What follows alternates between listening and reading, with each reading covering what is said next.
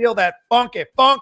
It's Monday afternoon, live 2 p.m. PT here on the Outlaw Nation channel. It is time for game time, and we got so much to cover today here. AFC, NFC Championships. Conor McGregor got knocked out. Matt Stafford, Deshaun Watson, a quarterback carousel going on, and Jay Washington insulting people on Twitter. We got it all here today. Oh, you I can't wait to get into it. No. You are lousy. What the fuck?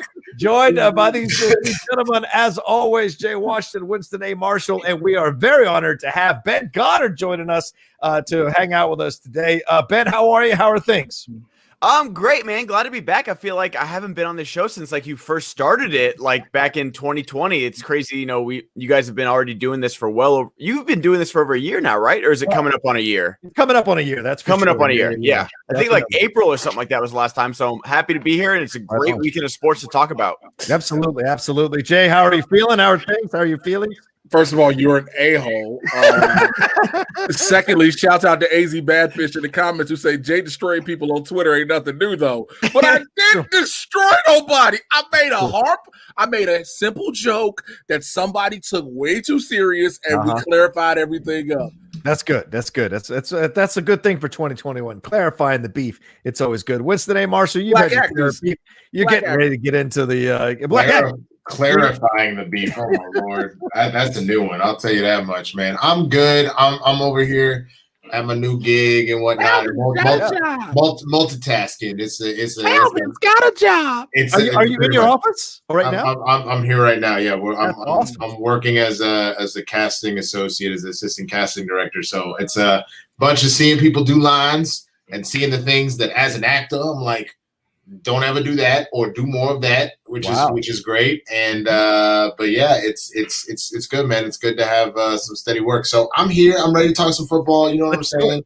If the boss is like, yo, I need you for 30 seconds, I'm about to step out for half a minute. I'm here. So we good. Okay, sounds good. Thank you for taking the time. Yeah, we got so much to get into here, as I said. But first, remember, StreamLabs and SuperChats are open, are up. This is how we make the show go, make the show run every week. It is your support of the show. So send them in. Give us your thoughts, your comments, your ideas. You want to weigh in on the J Beef. All of it is available to it. Send it in on StreamLabs. You see the address right above my head there, right there. StreamLabs.com/John Rocha says, or you can take a look in the description of the video. It is there as well. And I'll probably pin it to the chat here in just a second as we get into it. But first, let's start off with the most drama-filled game. Something Jay already knows much about this morning. We got into the Tampa Bay Buccaneers taking on the Green Bay Packers here. So much drama going on in this game. This was a damn good game, but it also featured both quarterbacks throwing multiple interceptions, some drama around pass interference, some drama whether Aaron Rodgers should have ran, and then some drama whether Aaron Rodgers is running from Green Bay after this game now. So a lot to cover here. But let's start off, Ben Goddard. What's your overall, as your guest, let's start with you first. What's your overall thought of how this NFC Championship game went down with Tampa Bay winning and Tom Brady securing himself a 10th trip to a Super Bowl? 10 trips to Super Bowl. We could talk about that later, but man, that's just what an accomplishment, especially in football where things are always changing. It's probably the biggest team sport. Everything is dependent, and we'll get to that when we talk about the Bills game. But it was a great game. Both quarterbacks had quite a few mess ups, and so did their supporting cast. Mike Evans had drops. The Packers had fumbles. Packers had drops. It sucks that pass interference came on a third down with 2 minutes left, because I wish it would have happened on first down, and that might have ended the game. But just on third down, when they've been letting the boys play the whole game, it definitely was holding or pass interference, whatever you want to call it. It's an automatic first down, so it wouldn't matter. Right. But it was definitely a penalty. It just sucks that that's the one they called.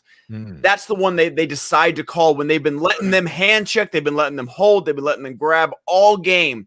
That's the one they decided to call. But other than that, I thought it was an amazing game. Yeah, Jay, let me get your thoughts on that. What do you think overall how Tom Brady performed here? He's 43 years old. He is now the oldest player. I'm gonna stop that. Let's stop that. Let's stop that because right. he's not playing his age. He doesn't look his age. We're making it seem like when we say his age, Drew Brees' age, Philip Rivers' age, we make it seem like they're dinosaurs walking out there. And the way they've all played this season, age-wise, you can say that yes in the NFL. Play-wise, has not shown that. Right. No, but that's what I'm saying. But he will be the oldest player to ever start a Super Bowl. No, absolutely. Position ever. And that's a hell of an accomplishment. That's a hell of an accomplishment. As far as Ben bringing up the pass interference, I think the only reason they brought this one up finally, not just because of the timing, is because it made him miss a step. If the pull in the jersey didn't make him miss, because you're right, they've been doing it all game. Officials been letting them play all game. If it did not make him miss a step, it would not have been called. That's what they kept saying. It was him missing a step because it stops his stride. Yeah. Let's address that in just a sec because I have pictures and we'll have a conversation about that. Overall, Winston, what did you think about the performance? Look, this game swung back and forth, Winston. It looked, it started off with Tom Brady, the Buccaneers, kind of, taking advantage of mistakes from the Packers, going up early. Then the Packers storming back to make it close. Tom Brady holding them off. How did you feel about how this game went down between both of these teams? I won't lie that I ended up missing this game. There was a lot going on yesterday, so I got to kind of look at the box score and some of the highlights and stuff. I think the big thing, which we're going to talk about, is the fact to go for the field goal late versus Aaron Rodgers kind of going for it.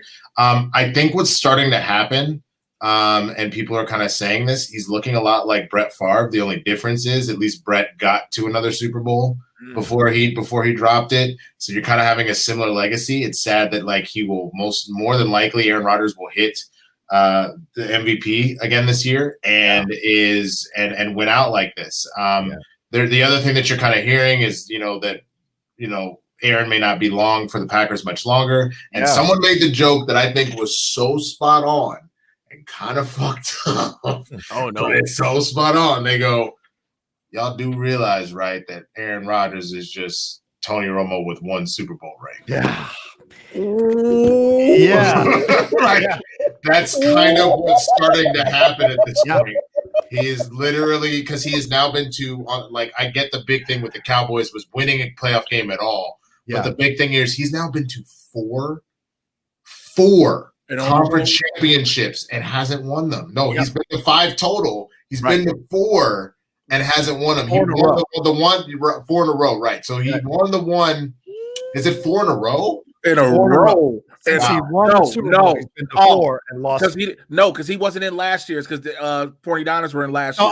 I mean 4 in a row for him. 4 in a row. The point is he's been to 5. He won the one that he won the Super Bowl. So once he won the one he won the Super Bowl. But these other 4 he's been to, he's blown it.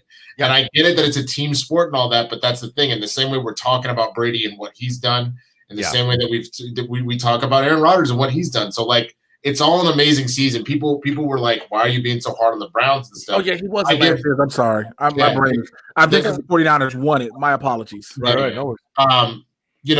People are like, "Why are you being so hard on the Browns? Like this is or the Bills. This is so exciting for them to get to this point." And it's like, well, I get it.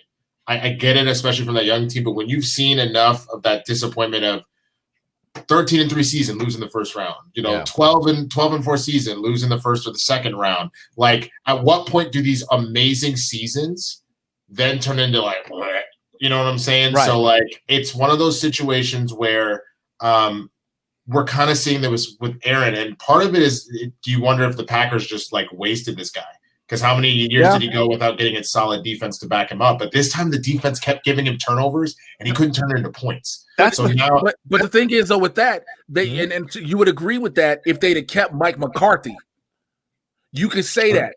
Them bringing in Matt LaFleur when last year was already everybody arguing over whose team is it? Is it Aaron's or is it the coaches? Yeah. Right. That was the big argument last year.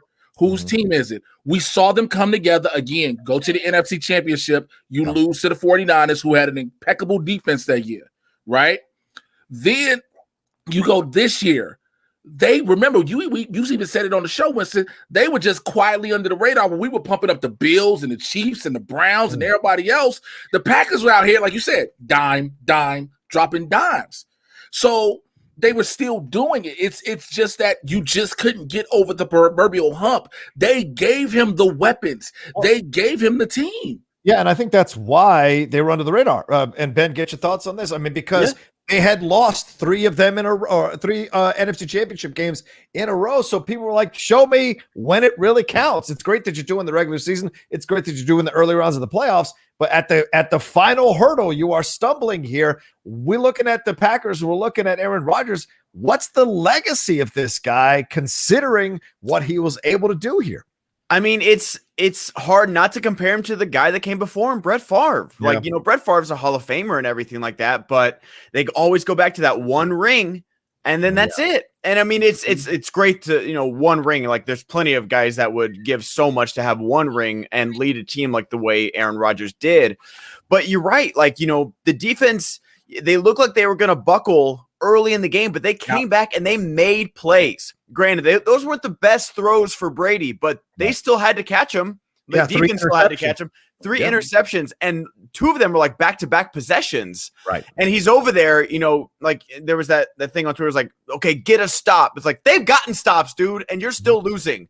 Yeah. And I'm sorry, Aaron Rodgers has the clout that he needs to say, no, Matt LaFleur, we're going for it on 4th and goal. Sorry. Yeah. Like someone tweeted, it was like, oh, good job for the Packers. Instead of getting a touchdown, they got a field goal. Now they only need a touchdown to win the game. It was like, it didn't do anything. Like you're on what were they on the 8-yard line? It was on the 8-yard line. Yeah, 8-yard line. Damn. Like, and let's take a look at that real quick, and we'll circle back to the pass interference. Hold on, do you see Doug Boylan's comment? Aaron Rodgers' season is perfectly represented by Daniel Jones stumbling over himself on that run.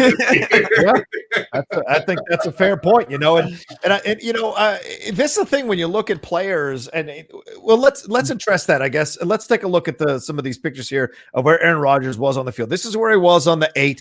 This is him just before he throws the ball. And you're seeing there's space here on the right, and you might say to yourself, oh, it looks like they're closing in on him. But if you look at this angle here, you can see there's 2 to 3 yards difference. Homie is hurdling one of his other players, which is going to delay him getting to Rodgers. And this is the 3rd down call. Why don't you go to your right here, try to force the defense to tackle you? Maybe you don't get to the pylon, but maybe you're down by the 1-yard line or you're down around the 2. Why don't you go? That sounds like fear. That sounds like fear from Aaron Rodgers. Yeah, do you think so? Okay. I mean, I think maybe he can like, because that's the whole thing they say about quarterbacks, that you essentially in a lot of ways have eyes in the back of your head. So it might be one of those situations where maybe he could feel that the dude was closer. Like maybe his hearing is, you know what I'm saying? Like he can hear the dude like he thinks he's closer than he is. Right. Yeah. Right. So he's about to get hit. I'm sure he can see that linebacker and his peripheral vision right there. So for him, maybe it's a situation where he just feels like they're closer than they are. And I know Aaron has always been good on his feet. Like one of the speedier white quarterbacks we've seen scramble like that before, but he's never been like Russell Wilson, Colin Kaepernick, Patrick Mahomes, Michael Vick fast. You know what I'm saying? Like he's speedy, but he's not like, holy crap, like let's run options with this guy. Yeah. He's been more like a Tony Romo, where Tony can get out and scramble around and use his legs. But you saw at the end of Tony's career, all his injuries, like he was just like, no, I'm not doing that anymore. And but you're right, he could have at least gotten to the 4, the 3 right there before he slid down or something. That's what I was gonna say. You can still slide. He ain't got to make it a manageable 4th and goal. Right. But if you're gonna go for that, you're gonna go for that, you go for it. Right. Okay. And if you're the quarterback, if you show that picture one more time, please, John. Yeah, sure. Let me bring it up because I was looking to see what Aaron Rodgers' quote on this. Oh, no, wrong one. Hold on. Boom, there it is. Yeah. Look at so you go to your right. Yeah. All you're gonna do is go to the outside to get out of bounds if you can't get over the pylon. He's not gonna run straight over the pylon, because look at number 13, who I think he's trying to target. Both of those, the minute he takes off, they let homie go and they go get him. So now he still goes out of bounds. He still goes out of bounds. You go out of bounds. You go out of bounds. Sure, I think that you go out of bounds. But those 2 corners, I believe they're DBs. They would both, and that linebacker, the 3 of them would have got to Rodgers. I think it would have been close, because if he pump fakes that, you saw it in the game before. He literally got someone up off their feet when the guy was like within body space of him, and he got him, and he just walked right in. So he pump fakes that throw. It's gonna be a diving for the pylon situation. Like Rodgers still has that sneaky speed to where you underestimate him. I think the corner would have gotten the angle, but it would have been like a 4th and goal on the 1 or 2. You know, Ben, you make an excellent that so many times, and he's done it. That's right. You're so right, Jay. Go ahead. Sorry. You make an excellent point, Ben, because look at the 3 yards before he has to throw the ball. Ben, you make a great point. He could pump fake to freeze the defense just for a second because guys are on the goal line. His receivers are on the goal. You had 2 of them on the goal line there. Freezes them for just a second, which allows him to get that angle and go. He isn't a rookie quarterback. This is a seasoned quarterback who has gotten first downs with his legs. And so I think there was an option there for him, but I think he just got nervous, or like Winston said, he heard them coming maybe closer than he thought because you can't see behind yourself. Yeah, you hear the sounds. So he threw that ball. But how do you not go for it on the 4th down? And this is where I start to have issues with Aaron Rodgers. And I think it's a fair conversation to have. Like, he, after the game, played the victim. It wasn't my call. The coach's call, coach's decision. Tom Brady would have kicked Belichick in the nuts if he had said to him, you're not going to go for it on 4th down. There's a difference, and I think quarterbacks who have had this much time in the league versus a 2-year coach can say, I'm going for it. Fuck you. I'm not coming off the field. Did you see the face he made? Tell me why I didn't. Did you see the face he made when he was hugging Tom Brady when they were coming off the field? That was afraid that the face was fuck this bullshit was a look. Because that was the look he had. But again, we're talking, you just said these 2 important things. We're talking seasoned quarterback, right? Versus the coach. We've seen many times where the seasoned quarterback has taken over. If they know I can make this happen, yell at me later. Yeah. Yell at, you know what I'm saying? Yell at me later. Let me do this to put us in a position to stay with this. Because already they were going to be struck by that damn 2-point conversion. What was it? Another game. That was another game, whatever. But No, it was. It was a missed 2-point. Yep. Yeah. You already have that haunting you. You already got that haunting you. If I'm Aaron Rodgers, I'm going to go for this run, go to the outside. Not only am I going to try to get, if I can't get in the end zone, I'm going to stop this clock running out of bounds. Number one, put us in better position. The hell with the field goal. You got to go for it anyway on 4th and goal. When it's less than 2 minutes left in the 4th quarter. You got to go for it. So let that 2:11? Yeah. Was it like 2:11 left in the game? Yeah. So it's like 2-minute warning. No matter what, the clock is going to stop right there, whether you get out of bounds or not. So it's like you're going to lose maybe 10 seconds. Right. But yeah, it's just like, if this happened to Josh Allen, like put Josh Allen in this situation right here. Yeah. I understand Josh Allen going to the podium being like, hey guys, it wasn't my call. I'm a 7-foot, 300-pound quarterback. I think I could have snuck the ball in or something like that. But you know what? We live and we learn. Even Patrick Mahomes with Andy Reid, I would have been like, you know what? Like, you probably should have gone with it, but Patrick Mahomes is still what, like in his 4th year, 4th year? And so it's like, yeah, you're going to listen to Andy Reid right there because it's Andy Reid. I'm sorry, Aaron. You have you can use a timeout because you know the game is ending right here. You can talk to Matt LaFleur and be like, dude, a field goal is not going to do anything right now. See, I would disagree with you only about one aspect. Patrick Mahomes could also be like, no, fuck that, we doing this. Patrick Mahomes MVP, a Super Bowl MVP with the chip. So that's my point. If he can do it, Aaron Rodgers is about to win anher MVP this year. Could 1,000% called that shit. I'm just saying, like, Pat Mahomes has that fallback because it's Andy Reid. Sure. If Aaron Rodgers, it's a bigger umbrella than LaFleur. Yeah, if Aaron Rodgers was playing for Andy Reid, I'd be like, you know what, Andy Reid, like, okay, it's something. This is Matt LaFleur. Like, no disrespect to Matt LaFleur. He got him there. He's a good coach, but he's in his 2nd year. Well, now he goes down in the Pete Carroll Dumb Mistakes Hall of Fame. Yep. I don't know if it's Pete Carroll. I don't know if it's Pete Carroll. I mean, I'm not. No. We know you have the ball on the 1 yard line, with and you have Marshawn Lynch, so you don't run it. Yeah. But at the same time, you decide to do. You don't let this man run. You have, like you said, he was 3 yards off the line of scrimmage. Yeah.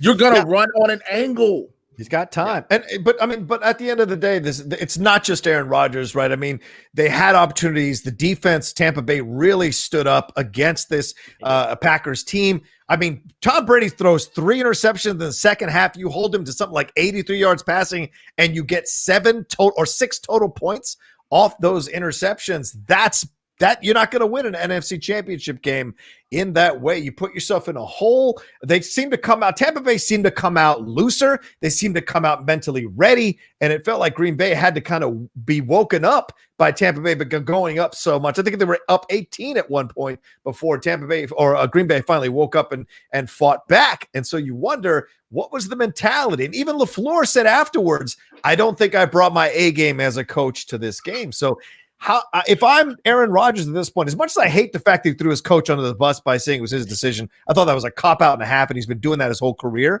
I wonder where he goes now, because he kind of intimated that he might be done in Green Bay. Does he go to New England? Does he go to Washington? Does he go to Houston, who's moving Deshaun Watson out? Where are the options? Does he go to LA and play for the Rams? Wherever he goes, wherever Aaron Rodgers goes, if he leaves, I'm guaranteeing you, it's a win now team. Yes. It is not a we have to build team. It is a win now team. That's the only place he goes, because it makes no sense if you're Aaron Rodgers. You're what?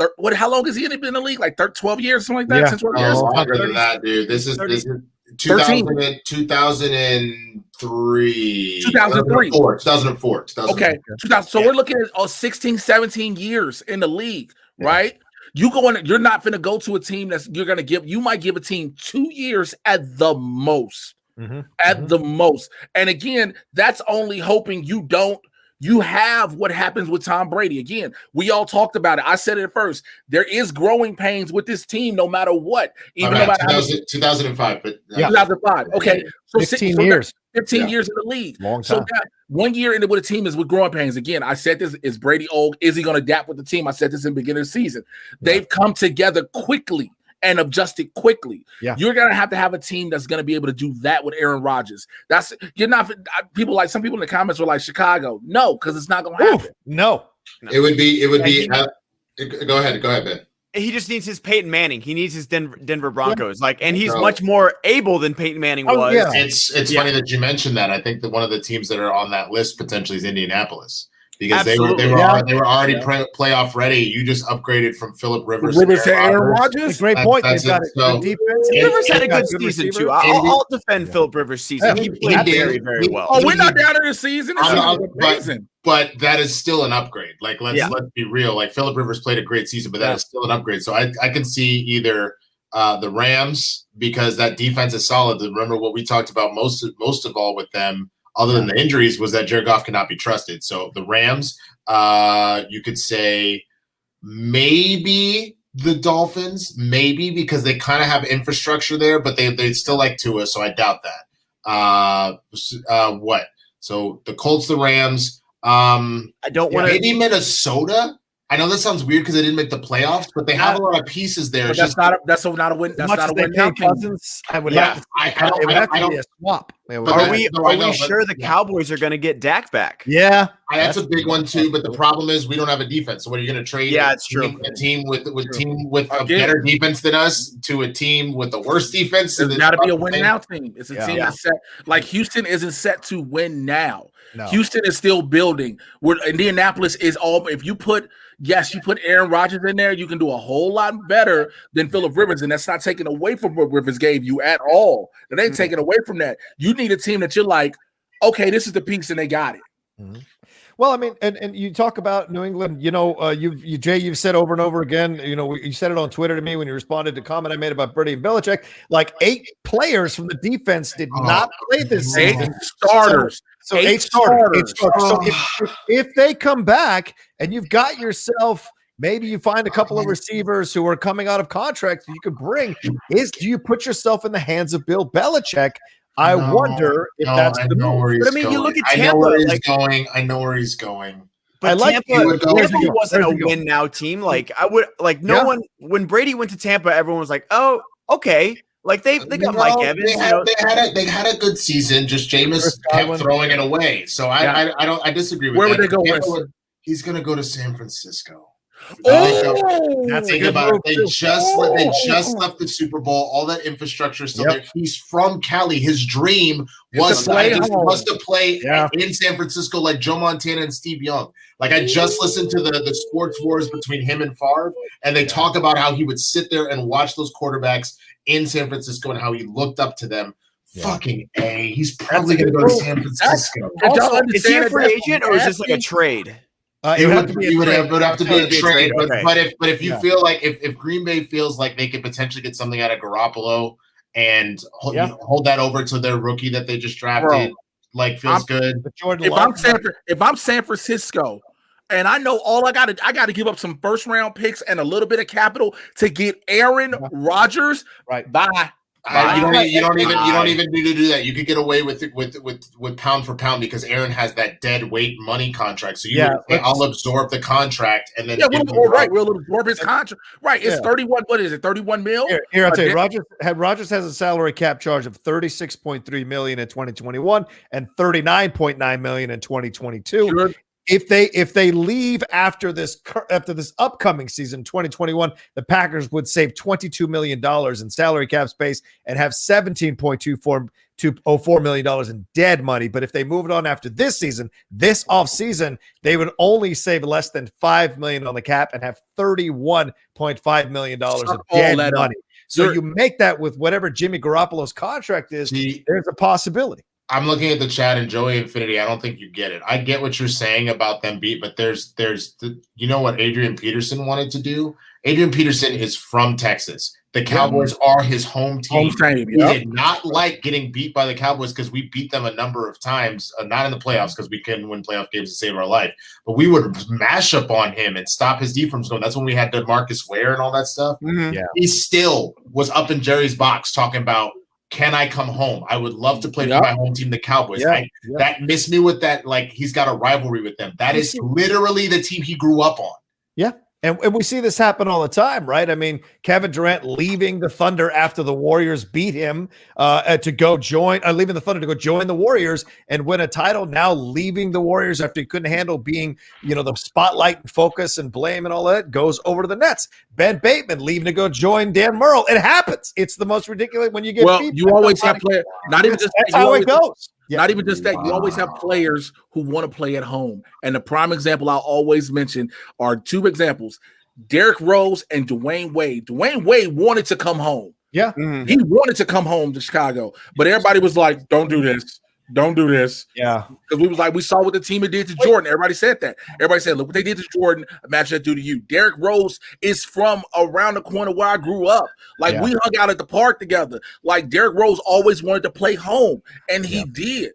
Right. What about, no one's talking about it. No one's mentioned it. What about Philadelphia?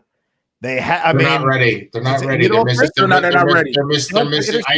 I know Super Bowl winning coach with a new coach and everything like that. With what happened at the end of if Peterson was still there, because they're Philly's got the pieces, but just their house is in shambles right now. That coach needs to earn the trust, especially after what happened at the end of the season.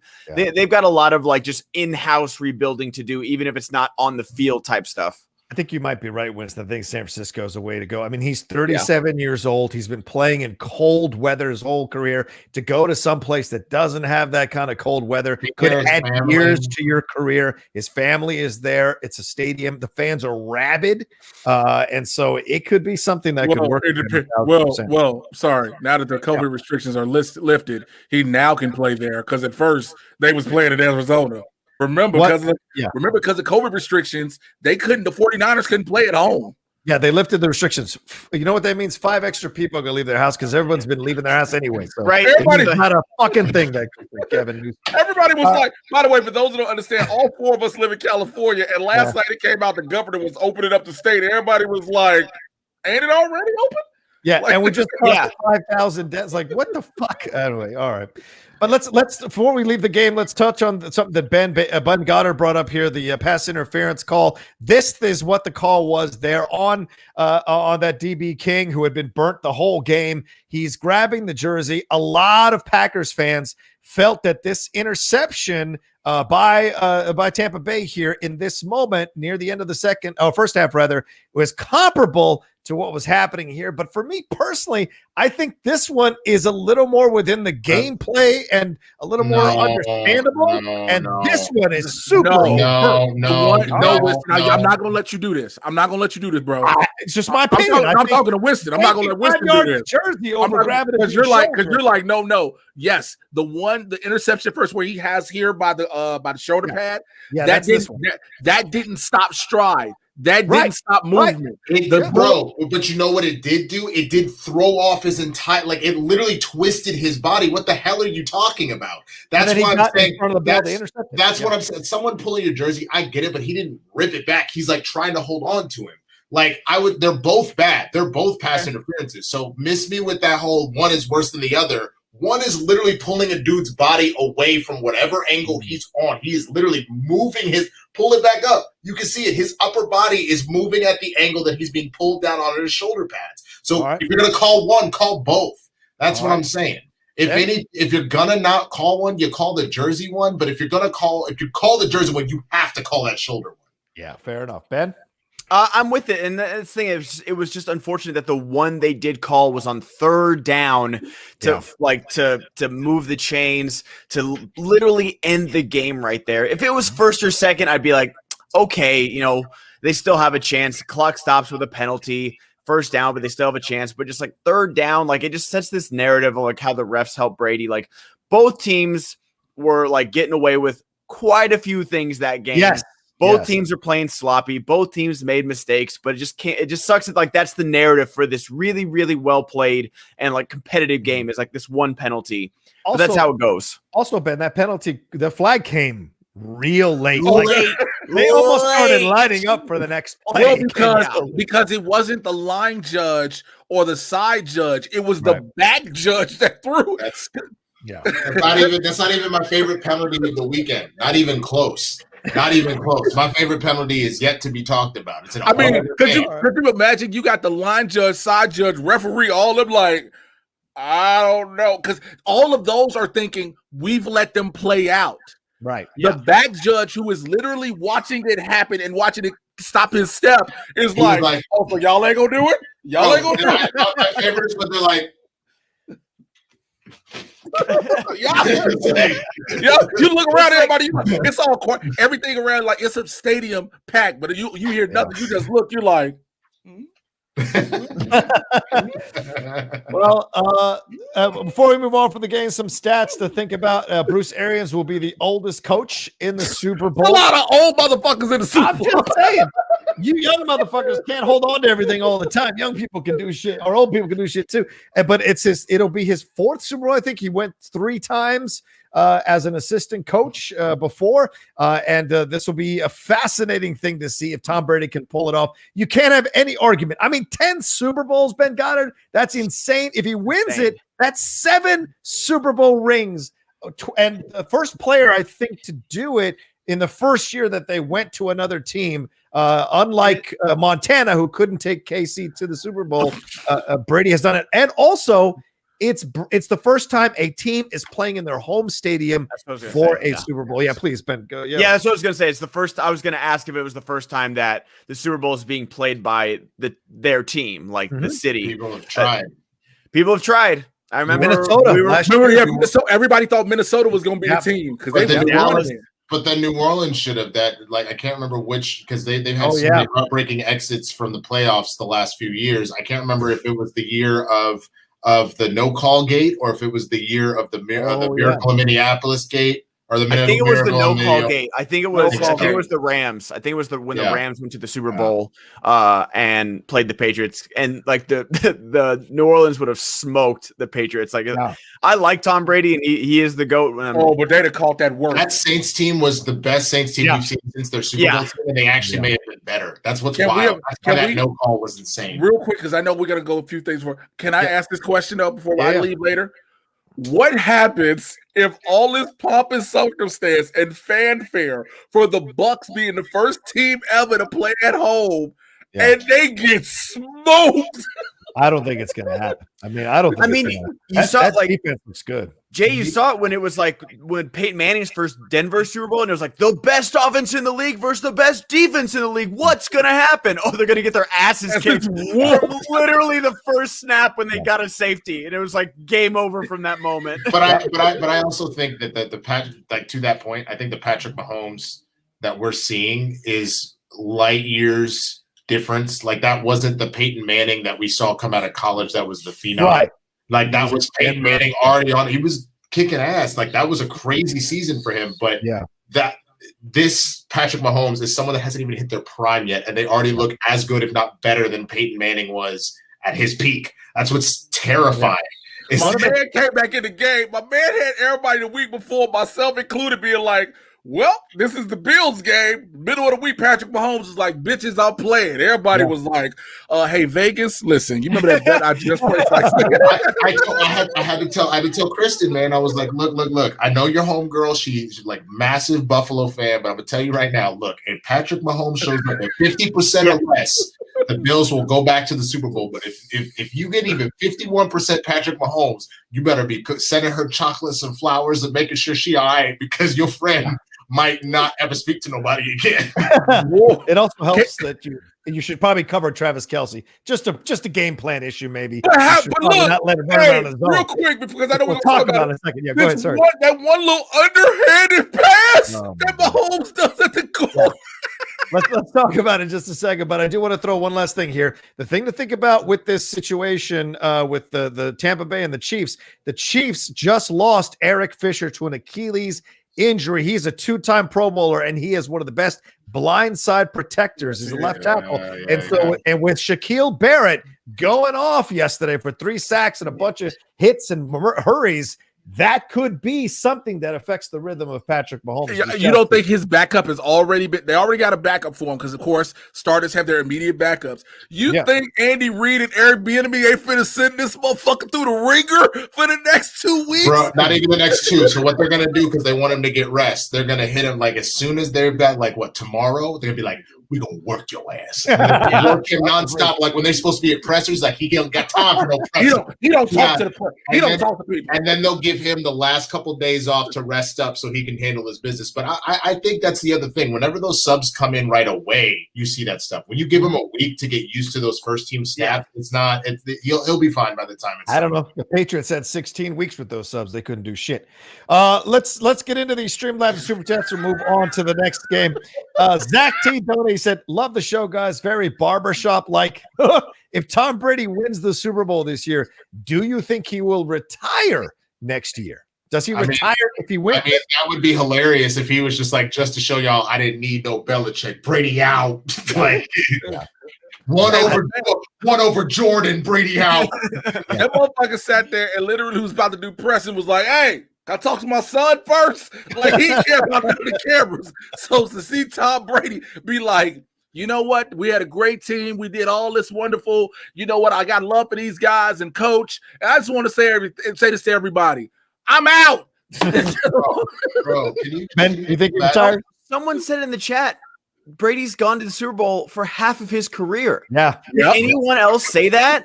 That they've literally gone to a championship game for half of their career? Like I'm still like, I love that, LeBron went to 8 in a row until his first year on the Lakers, like 8 in a row.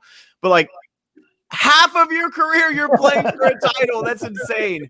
I'd love it. I honestly would. I don't know what his deal is with Tampa, like 2 or 3 years, but I would love it if he rode off into the sunset. He has a 2-year contract, but 2 years don't stop him retiring after 1. Right? Yeah, that's true. I got a question though. You're gonna pull him. My back, guys. I gotta go. My back. I gotta wear these Uggs. Giselle calling me. And let's not pretend like he's been blowing it up on the field. These have been good wins, but they haven't been Tom Brady leading them to victory necessarily. Can I ask a question? And I don't want to make this too political, but I think it is something that's being talked. It's being talked about on Twitter right now. So I do want to bring this up. Yes, so somebody brought up the point that it was like, okay, how is it that Colin Kaepernick, with the peaceful kneeling and all that kind of stuff, is completely blackballed, ostracized, and kicked out of the league? But Tom Brady, who is pro-MAGA, who has made that very clear with the hat and everything, and all these riots happen, and people are like, he's amazing. What an amazing man Tom Brady is. I think the difference is that we don't see him at these rallies. No, we don't see him marching. We don't see him doing this kind of things. I'm going to tell you why Colin made himself very aware of these things very much at the upfront, very upfront with these things, very much a part of who he was. I think that's the difference. Hey, John. Yeah. Hey, John. When Drew Brees said something at first, everybody was on Drew Brees' dick saying it like, yeah. And he changed his mind. Yeah. I get it. But what I'm saying is, and just like Winston's saying, we separated the athlete from the political stance with Brees and with Brady. We didn't do that with Colin Kaepernick. We didn't do that with Eric Reed. And more so Kaepernick because he was the face. We didn't do that. And everybody understands that. It is literal blatant hypocrisy. And you got to call it for what it is. I think that's fair. I'm not. It's definitely hypocrisy, but it's also winning. That's the thing. If Kaepernick had done, and I'm not excusing. He had just gone to the bowl, though. He had just gone to the bowl. Yeah, but he is also a few years ago. It was a few years later, Jay. And he was having. I was going to say, if he had done that when he was running for 150 yards and passing for 400, and taking San Francisco to the Super Bowl, it would be a different story. Yeah. I'm not excusing anything the NFL did because it was total BS. Yeah. But I'm saying winning cures everything in sports. Look at Ray Lewis, man. The dude literally killed somebody. He killed somebody. Everybody loves when he got the dirty bird on the field. He's not somebody a dirty bird on the field in the Super Bowl. Winning cures everything in sports, no matter what it is. And so I'm saying, like, if Colin was still performing the way he was years before, I can't say for sure, but it would have been easier for the NFL to get over, even though they shouldn't have gotten over it, fucking idiots. But people I'm just saying, winning cures everything in sports. You're right, Ben. People still out in the streets defending Ray Caruth, for God's sake. So, it goes both ways, man. That's what I'm saying. No, but I don't reject the foundation of your argument. It is absolutely white versus black in this situation. Mm-hmm. And certainly, but the fact that I think Colin was would look like he was playing himself out of a career. He didn't have a last 2 good years. And whereas Brady kept going, there's the difference. And Brady doesn't make himself a MAGA person overtly. He's never made a comment like Brees has. He doesn't do that shit. He's a little smarter about it. But I take your point. Absolutely. It's something to highlight and point out for sure. And Brady didn't go to the White House when they won the Super Bowl. I will say that much. He didn't go to the White House. He didn't. All right. So Chris Taylor says who is out here pumping up Ray Caruth, though? I don't know. People are crazy. I'm just saying. Chris Taylor said, will Rodgers turn out to be Jim Kelly with a Super Bowl win? I still put Jim Kelly over Aaron Rodgers, I'll be honest with you, because at least he got to the big game 4 times. That deserves respect. Whether he won it or not, maybe not, but 4 times he got there, that deserves to me more respect than a guy getting there once, in my opinion. Sean Brennan said, I tried to tell you guys all year, Chiefs are miles ahead of Sean. You're not on a fucking limb. Everybody was predicting the Chiefs were going to. I mean, for God's sake. I'm trying to tell you that I'll take here, y'all. The Chiefs have been real good for the past few years. I know. Respect, Sean, but you're crazy. Chiefs are miles ahead, everyone. 3 straight AFC championship games, 2 straight Super Bowls. You ready to stop doubting now, Rocha? When did I doubt the fucking Chiefs? When did I doubt you talk a lot of shit, dude. You definitely doubted the Chiefs. I talk a lot of shit, Winston. I talk a lot of shit. At least my you do. At least my shit is pointed and only at specific things. Like, remember when I went on that OKC rant? I specifically was like, they ain't shit to do in Oklahoma City. I would never do a Blurs in the Hood live in Oklahoma City. I was very specific. But I feel like, Rocha, you sideswipe everybody. You're like, and Chiefs are trash, and the Dolphins, you did that, and the Rams are trash, and the Bills are shit, the Rams are trash. And the Browns are mathematically eliminated. And how about the Cowboys? And the Bears got 20 million tight ends, and Ben Bateman can kiss ass, and Dan Burrow can kiss ass. And this is the subject, and this is John Rocha. You got to say things how you see them. I don't know what to tell you. But I never bashed the Chiefs. I've never bashed the Chiefs. I've always believed in the Chiefs. I went for the Bills in the game because I thought Josh Allen had kind of made that leap. And I thought the Chiefs with Patrick Mahomes having that nerve issue might not play as effectively as they did. I didn't know they were going to dial up the worst defensive schemes ever throughout the whole AFC Championship game that I've ever seen. How do you not cover their fucking number one guy and Travis Kelce? Mind blowing. So can I say this? Yeah. I need Tony Romo and Jim Nantz to commentate every single game. Yeah, there's no way though. That would be dope. I know, but Tony Romo was like, "Yo, why don't you just hit him off the line?" Yeah, I know. He was getting so frustrated. I love the Hacksaw Jim Duggan reference, even though Hacksaw's never done a Greco-Roman suplex in his life. I was like, this is ridiculous. To make that comparison. Tony Romo lived his life with a bad defense for quite a while, so he knows the frustration of being a star quarterback and just That's true. Watching a bad defense. All right, Xavier Black Wiley said, sorry to break up the flow, but how do you feel about Conor getting his face creaked? Love the fight card, but I feel like a Trump supporter seeing my guy lose like that. I was all in it until those hateful words about Khabib. Okay, so he was a fan until he said some shit about Khabib. Yeah. Before you answer that to answer your thing about Tony Romo and all, like, seeing all that, remember, all those sacks, all that him running opened his third eye, bro. If he didn't get hit so damn much, he wouldn't be able to be like, and this is going to be a pass on the slant for exactly 4.5 yards. See, that happened to Tony Romo. That didn't happen to David Carr. Like, it only happens like every 100 quarterbacks. David Carr is just living with PTSD. Not everybody turns into the Hulk or Dr. Strange, all right? Sometimes the car crash kills you. Some motherfuckers die when they get exposed to gamma radiation. People just die when they get bit by a spider. They turn into Spider-Man. Oh, shit. Motherfucker like, ow! I think I'm gonna have powers in the morning. Those gamma rays should have killed you because they killed the last 10 guys that tried it.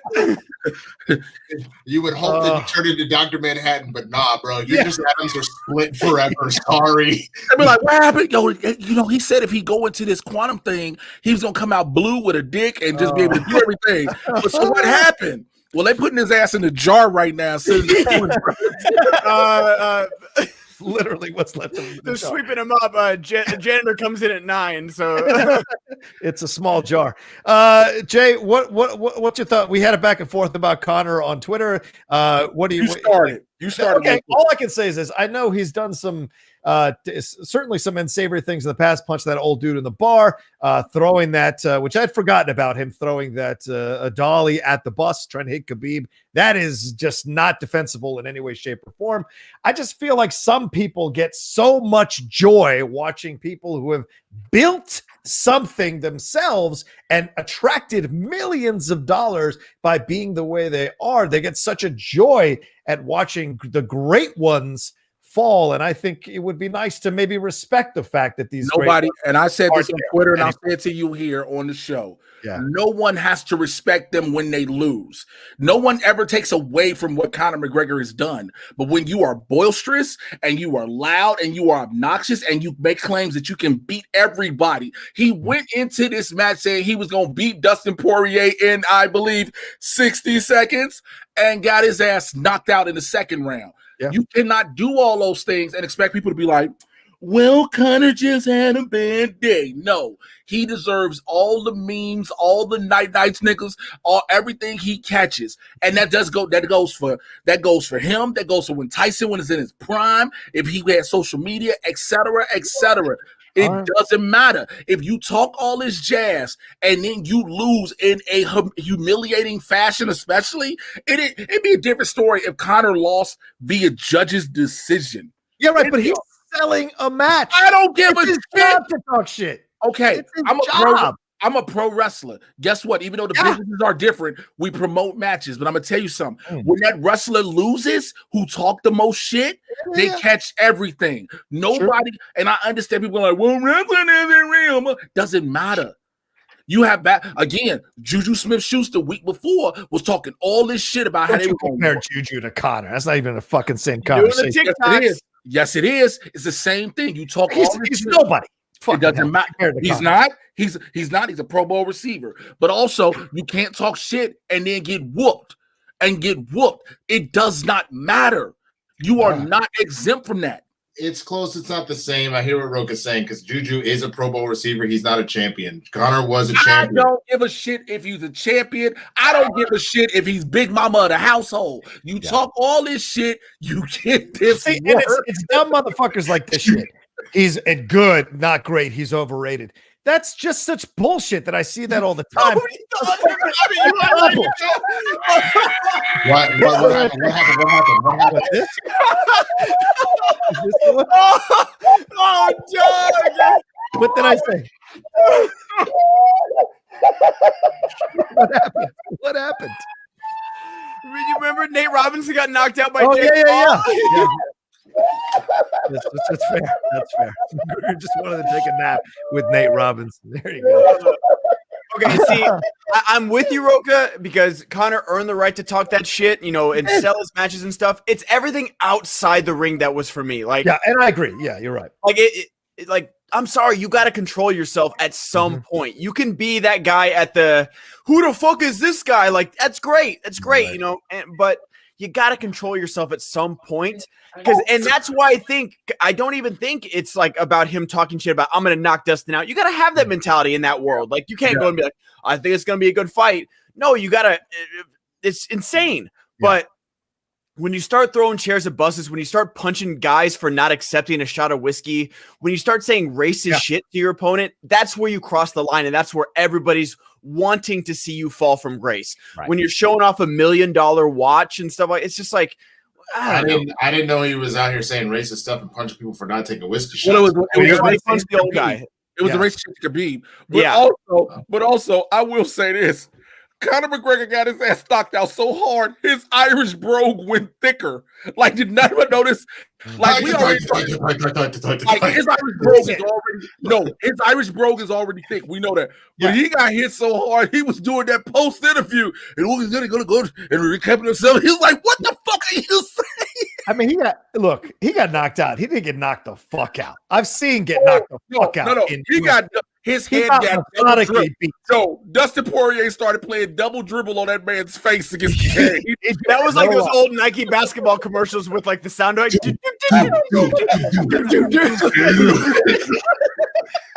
was doing the oh god, what's that? The basketball team, the Harlem Globetrotters. Yeah, right.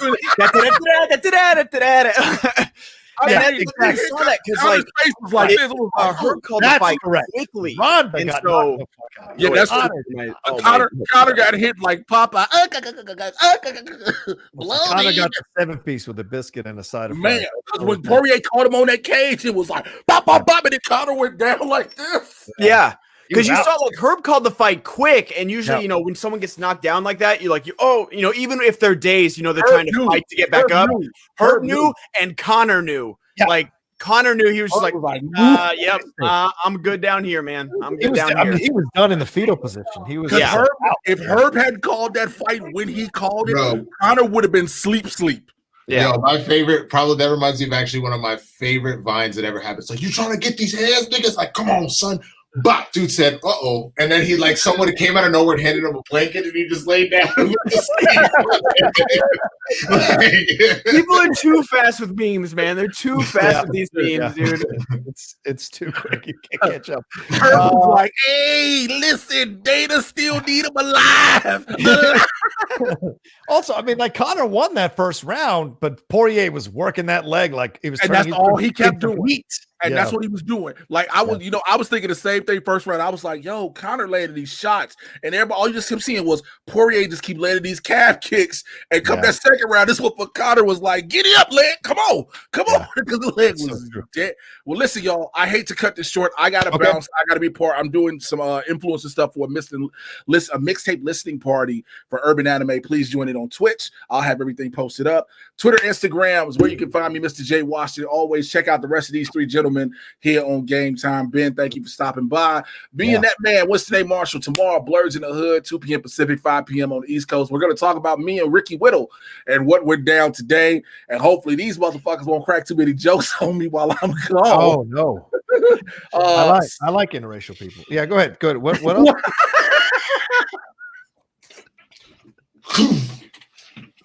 That's like that trend on Twitter. It's like, tell me you're a horror fan without telling me you're a horror fan. That's like, tell me you like black people without telling me you like black people. There's John Rocha saying that. Oh my God. Let's keep going on these. Anthony Perchak said, Outlaw Nation is cool and all, but the Bandit Brigade is where the hype is at. Much love to the four of you. And Brady is definitely the GOAT. No questions. Hope you all have a great day. Swag Squad, drip, drip. Hey. Ben, anything did you say? Oh, Anthony's one of my first Twitch subs, first patrons. Like Anthony's a day oneer right there. Appreciate that love, Anthony. Right on. Anthony's the man. Tongue Punch the Fart Box says, I will admit that Brady is the GOAT. Oh, you'll admit it. But can we give some credit to the Bucs D? Hell, even in his last Super Bowl, it was the defense that shined and basically shut down the Rams. That's true. I don't want to take anything away from the guy, but it wasn't just Brady.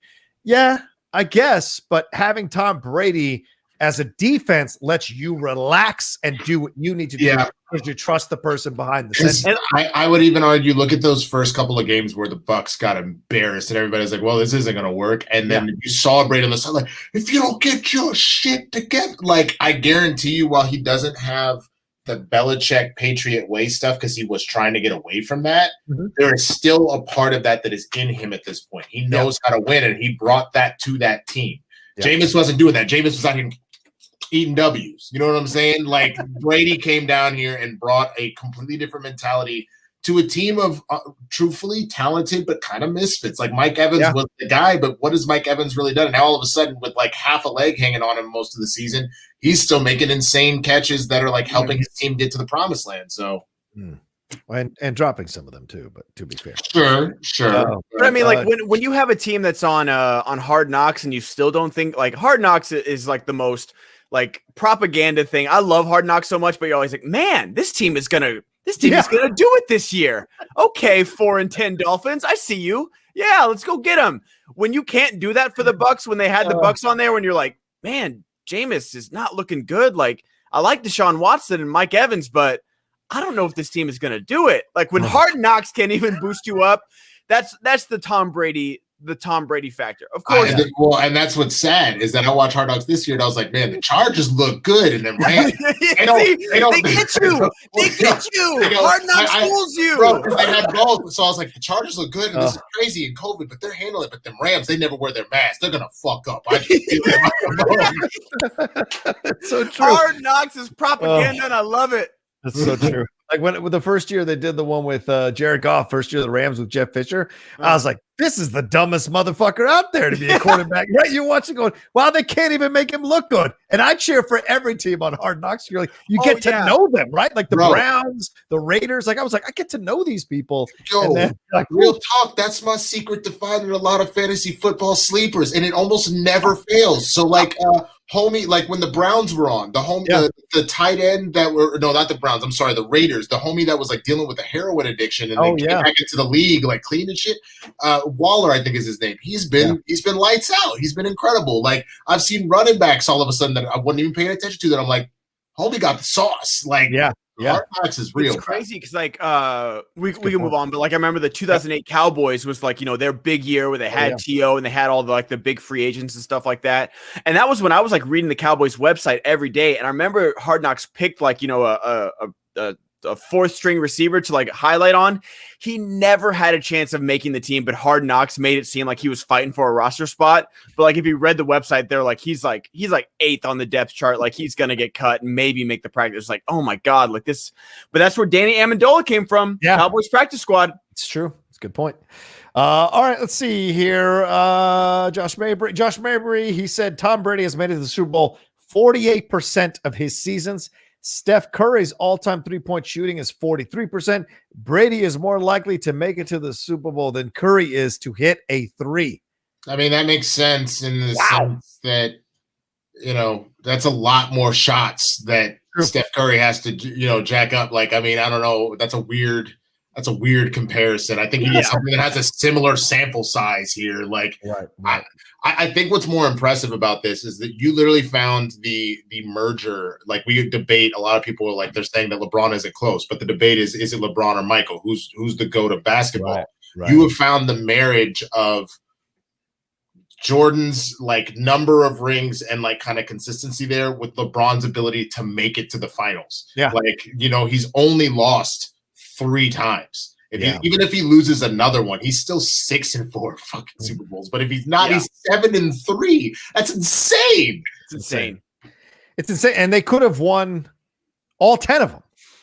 And they could have lost 6 of them. You just never know with that Patriots team. Those games were super close. And I don't like comparing basketball to football because basketball is that sport where you are one player away from being from making it. Look who LeBron took to the finals his first year on the Cavs. Yeah. His starting point guard was Boobie Gibson. I liked watching him play. I forgot about Boobie Gibson. Yeah, and Agauskas and Varejao. He had a bunch of scrappy players, but LeBron changed that city and changed it to at least getting to the playoffs and getting to titles. And it took a few years. So it's such a different formula with football. Well, and last year, LeBron knew I got to get Anthony Davis if I want to get in these playoffs and get a shot at the title. And sure enough, one player came over, and that was the difference there overall. Shamir said about the Super Bowl, I'm going for my Chiefs. I wanted to say I'm going down to Tampa to the game. Wow, the NFL emailed me my ticket this Friday, so I'm excited. It will be the first time going to the Super Bowl. All right, shout out to you, Shamir. 3 things. Be careful you're in Florida where it's spreading. 2, wear your mask. And 3, practice the goddamn social distancing inside the stadium, for the love of God. Stay alive. Yes. And don't fight over a football game. You're not getting paid for this. Don't get into a fight. Have a nice tailgate. Have a good time. Be safe. Exactly. Good points. And ladies and gentlemen, we have 270 of you watching us, 140 likes. Would love to get over 200 likes. Let's keep those thumbs up going as we enter into our second hour here of the show. And let's start. And please keep your StreamLabs and Super Chats coming in. We're catching them all. Maybe we can't put them all on the screen because of timing and talking, but send them in. Support the show. That's how I pay Winston and Jay. So please send in some StreamLabs and Super Chats as we go along here over the second hour. All right. So let's jump into this game here real quickly between the Chiefs and the Bills. Not much to say, I don't think, except that this was pretty much a methodical victory by the Kansas City Chiefs. Yes, the Bills had gone up 9-0 off of a fumble there by the goal line and an extra point, but they missed that. The field goal, but they missed that extra point. And the Chiefs just rattled off 21 straight points. I think Mahomes almost likes to give the other team a lead just to make it a little more difficult for him. And then he ended up going 29-38 for 325 yards and 3 touchdowns with no interceptions and leading him to a 38-24 victory. Winston, did you get a chance to watch any of this? And what was your feeling watching the Chiefs kind of dissect a game, but clearly not ready yet Bills team? I just got to watch the end of this. I got the 4th quarter, and I got to say, man, that I became a fan of the Bills Mafia and the Bills this season just based off of all of the community work and what they felt like as a team. I got disgusting for me the way that they ultimately decided to just start throwing punches and intentionally hitting people extra hard because they knew they were losing at the end there. That was nasty, to the point where the penalty I was going to talk about is when the refs were like, we don't want none of the smoke. Okay, you did something, you did something, did something. All that offsets, which shouldn't be the case because it was 2 Chiefs that were out here trying to defend their other players, and then 4 Bills were mother, and so it should have been you actually gonna lose hella yards, but they were just you know what? Everybody got in the mix. Y'all kind of hot. All of it offsets. Just keep playing the game, and that I didn't love that was kind of ugly to me. But I think if you take that out of it, if you say, cooler heads will hopefully prevail in the future, I think the Bills have all the right stuff to make it back and pretend. Yes, I agree. 3-on-1 does not offset. Well, it does in the NFL. Well, that's what I'm saying. Joe Self agrees with me that 3 versus 1 doesn't offset, whereas Rich, he says that it does. I don't think that it does. I think that that's stupid. If you got one dude causing trouble on a team and as a response, but then the other team, the dude started and his 2 homies got involved and tried to make it worse. Did you see they did a cutback to Patrick Mahomes where the team was about to rush the field? He said, no, and he ran on the line. Everybody stay on the line. Stay on the line. Don't fuck this up. We about to win. We about to go to the Super Bowl. Sit your ass down. To me, that is the crazy kind of leadership that you would want out of somebody. You know what I'm saying? Is the fact that he straight up was like, nah, shut it down. We played an excellent game. Do not blow it just because of this one. Like, let them handle it. They will get their just. And I thought that was dope to see. And I think that shows you why the Chiefs are who they are, why they've been to 3 conference titles, why they're about to go to a back-to-back Super Bowl and hopefully win a second Super Bowl. Like, I think they are just light years away from any of the other teams in the AFC that want to potentially challenge them. Yeah, that certainly was good. What did you think, Ben, as you were watching the game? I thought this was going to be closer. Honestly, I was, especially after all the money that like you were saying, Winston, the Bills Mafia donated to Lamar Jackson's charity, like almost $300K or something like that. The last time I saw, which is amazing. And I remember they did that when the Bengals won a game and got them in the playoffs. They did that for Andy Dalton's, Andy Dalton threw a touchdown pass. And so there are moments like that, but it's just like, they kept kicking field goals. I remember when they were down 21-9, they kicked a field goal to make it 21-12. I was like, okay. But then they went down again and it was 28-12 and they kicked another field. I was like, no, you have to start going for it. This is an all or nothing situation and an offense where clearly your defensive scheme isn't working. So I don't know if you can switch mid-game, but your offense needs to start going for it and start risking it for the biscuit right now because your defense isn't working. So your offense needs to try and play catch up because this was like a 1 or 2 stop game and the Bills would have had a chance, but they were really just outclassed. I think they are going to come back strong next year. I like the combination of Josh Allen and Stephon Diggs. This is the first year that Josh Allen looked like a quarterback to me, not just a big athletic guy that can throw the ball 80 yards down the field by flicking his wrist and, running over some DBs. He looked great. Stephon Diggs is clearly his number 1 target. He's got that connection with him, and I'm excited to see that develop. I'm excited to see what this team does. And, now that we'll see what the Patriots do, but could we see another Bills reign over the AFC East now? I think we can because this team looks good. They're 1 or 2 pieces away from really competing. And, I mean, if competing means being better in an AFC championship and getting the Super Bowl, that's good because they look great up until this point.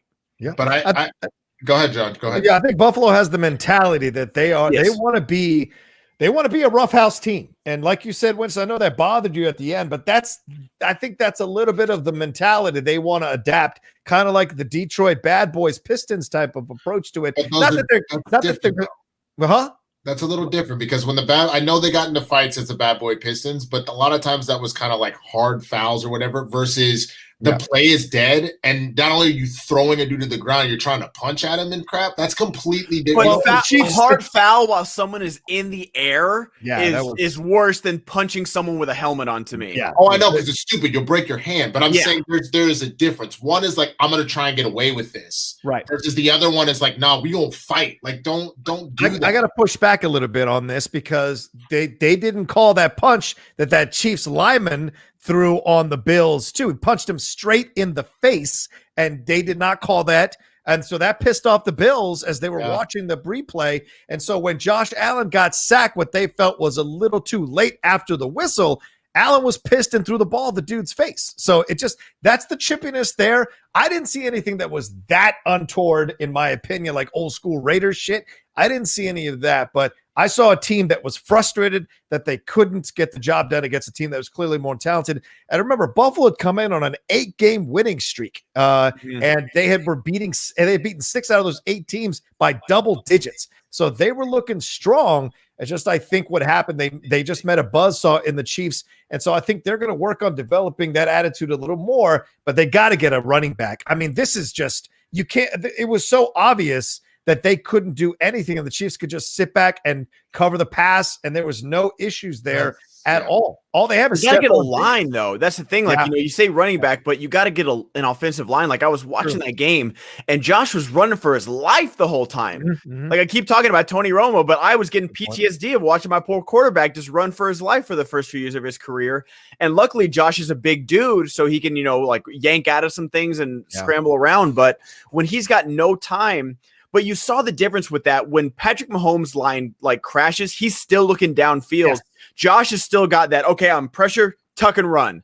Him and Lamar Jackson still have that mentality, and you've seen them develop and become better passers. Right. So I think this next offseason will be really, really good for both those quarterbacks with keeping their eyes downfield to still make a play with more than just their legs. Yeah. But both those teams, they need to needs to be their draft. It needs to be their offseason. Their war room is offensive line. But Trent Fuller saying if we get a running back, work on the run defense, and get an O-line, then we'll be the Chiefs. That's a lot of shit, bro. That's not like yo, my car. I just have one flat tire. I just gotta throw on the spare and get a new tire, and I'm good. It's like, bro, look. If I just replace the radiator, if I just go ahead and get a whole new axis and I throw on, some new rims, then my shit is good to go, son. Like, that's a lot of fucking money and drafts and all sorts of stuff you have to get in. I think you need to pick which one you go after. Real talk, O-lines, unless you go through free agency, take a long time because of those drafts. You gotta get it over the years. Unless you're able to get a guy in the first and then a dude in the second that actually works pretty well. You know what I'm saying? So I think you can get stuff down, but tends to be those O-line people that are good tend to go in those first 2 rounds every year. Oh yeah. So if you can get maybe a really good lineman, I don't know what their weakest O-line position is, but if you can get a really good lineman and then pick up a really good running back in the second, I think that even that puts them in a different echelon. Right. I think that bumps them up. I still don't think they're good enough to beat the Chiefs, but I think that they're good enough to be that Ravens Steelers. Yes. I know they're inner division, but that competition that would happen in the AFC where it really was, okay, which of the two of these are going to make it? Yeah. I know we talk about Brady having 10 Super Bowl appearances, but there was a run of time where Brady was not in the conversation, and it was literally, is it the Steelers or is it the Ravens? It was that back and forth. So, and that's what I'm curious about as we go into the Super Bowl, because I don't think the Chiefs have been tested at all in these playoffs. They've just handled what they had to handle. The Browns weren't really posing that much of a threat. Yes, it was close, but only because they had gotten that injury. They almost killed Mahomes. Yes. Yeah. Right. Yes. If Mahomes had stayed in, it would have been a bigger scoreline. So there's the strategy, folks. Just murder the starting quarterback. And the Bills did what they could, but they were just getting picked apart by Mahomes. This Tampa Bay team is not that. That defense is a stronger defense than anything they've faced. So it's going to be a definite challenge. And they have a running game. Leonard Fournette had a beautiful run for that touchdown. That was a man's run. And if he can bring that kind of mentality, then the Chiefs can't just sit back in coverage and take away all the options. I mean, Roma was calling it. Some of those replays, you were seeing those receivers were getting double covered all over the field because they didn't have to worry about a run game. So that's a situation that Josh Allen couldn't avoid. I was thinking to myself, he's got to throw the ball. But when there's nobody open, there's not much you can do in that situation. So it was clear the Chiefs knew what they had to do against these Bills and put it in motion. I think it's going to be a different situation. We got Tom Brady who can slice you apart. It'll be a different and a running game. I think it's going to be a great. Came out today that Cole Beasley was playing with a broken fibula or tibia. I couldn't. That when Stephon Diggs is getting double covered and your safety blanket, you're one of the best slot receivers in the game, has a broken leg and can't get separation. You're not going to be able to do much. Right. Well, and somebody tried to be like Beasley and John Brown won't do it. Remember, John Brown hurt all season. Cole Beasley again broken leg. So even though that does remind me of that old Greg Jennings video, look at it, Greg Jennings, he has a broken fucking leg. He put the team on his back, though. I don't know if you remember that video. I don't. I'll send it to you afterwards, but it's fucking hilarious. But both of those receivers are enough. There's a reason why the Browns were there, but they've been beat up all goddamn year. So if all you have left is Stephon Diggs, fine. Double, triple cover his ass. That's really what it is. You need one star receiver and 2 guys that can help him out, and that's pretty much it. Yeah, it's a good point. And I think it spoke volumes that Stephon stayed on the field to watch that that championship thing for AFC. Listen, some people made fun of it. All the cameras, he knew the cameras. Athletes, people who are driven to achieve, and Stephon has been one of those guys since day one in Minnesota. He called out Kirk Cousins. He called out Zimmer, saying, "You need to throw me the mother effing ball. You need to make plays for me." He realized you couldn't get it done there, and so he went for a better quarterback in Josh Allen and possibly a better situation in Buffalo. So him standing there means more than just some kind of attention-getting situation. I think it's him going, I've seen the great ones do this. I want to be one of the greats. I want to remember this moment so that I can be there one day, on the precipice of a Super Bowl, accepting an AFC Championship trophy. That's a positive thing. Yeah, you see his face watching that was 1,000% the Michael Jordan meme, and I took that personally. So we'll see. So we'll see what it does to his play next year, man. Yeah. And like him going, and I remember seeing that. I was like, oh, he's going to the Bills. Okay, like I mean, I know Kirk Cousins isn't great, but he's like a traditional quarterback. Like Josh Allen, like I haven't seen much from him. There's like flashes there. But you saw like their relationship work so well. And so you can tell Stefan is in this for the long haul with Josh Allen. Like, he's in the film room with him. He's working like, hey, this is what I'm going to do. And then it opens up cold and it opens up the tight end. And then it might open up the run. Like, you can tell that these two guys have been helping build this offense into what it was this year. Yeah, absolutely. And before we leave both these games, we should point out the two seasoned coaches were able to handle these situations and make the tough decisions that they needed to in these championship games. The two younger coaches, Matt LaFleur and Sean McDermott here, a couple of times shied away from taking chances on certain situations, certainly at the end of the first half, 4th and 2, and you don't go for the end zone, 4th and 2, and you kick the field goal. And then later on, of course, kicking the field goal again, as you said, Ben, the second time coming down the field, settling for the field goal. In both situations, according to ESPN's percentage poll, it was smarter to go for it rather than to kick those field goals, not just for point totals, but also you had a better shot at getting that touchdown according to their percentage points and what they've laid out here when they were breaking it down. So, maybe both of these coaches learn from these experiences. You forget that everything is a journey, not just let me get there as quickly as possible, and maybe they'll come out stronger next year, both of them with their teams. We shall see. All right, so let's move on to the predictions here.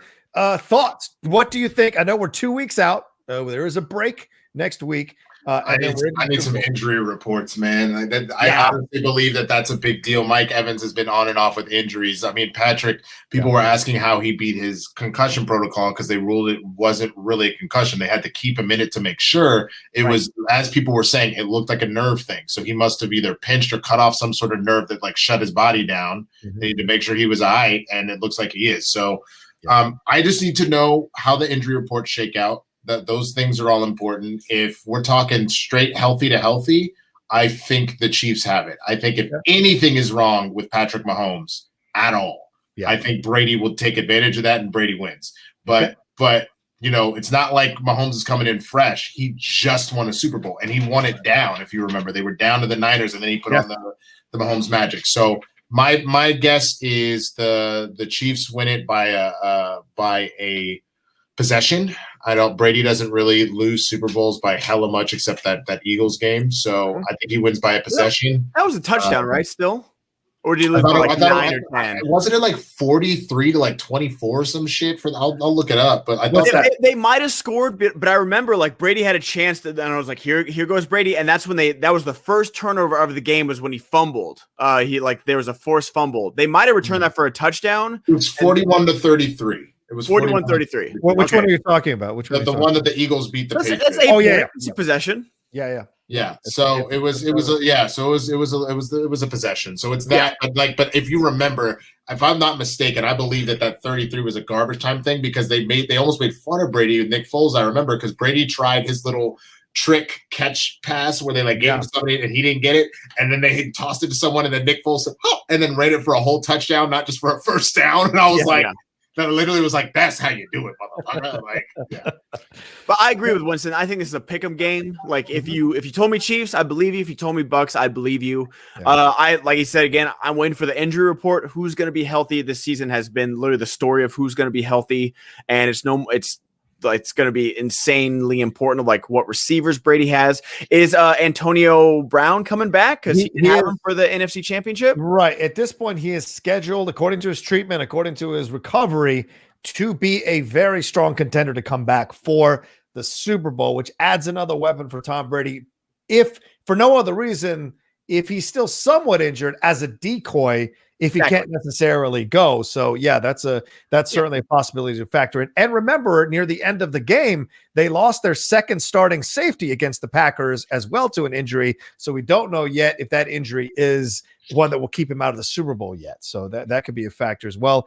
And we've mentioned the Achilles injury to the left tackle for the Chiefs, but also they lost one of their linebackers to a concussion, and we'll find out if that's someone that will recover in time for the Super Bowl as well.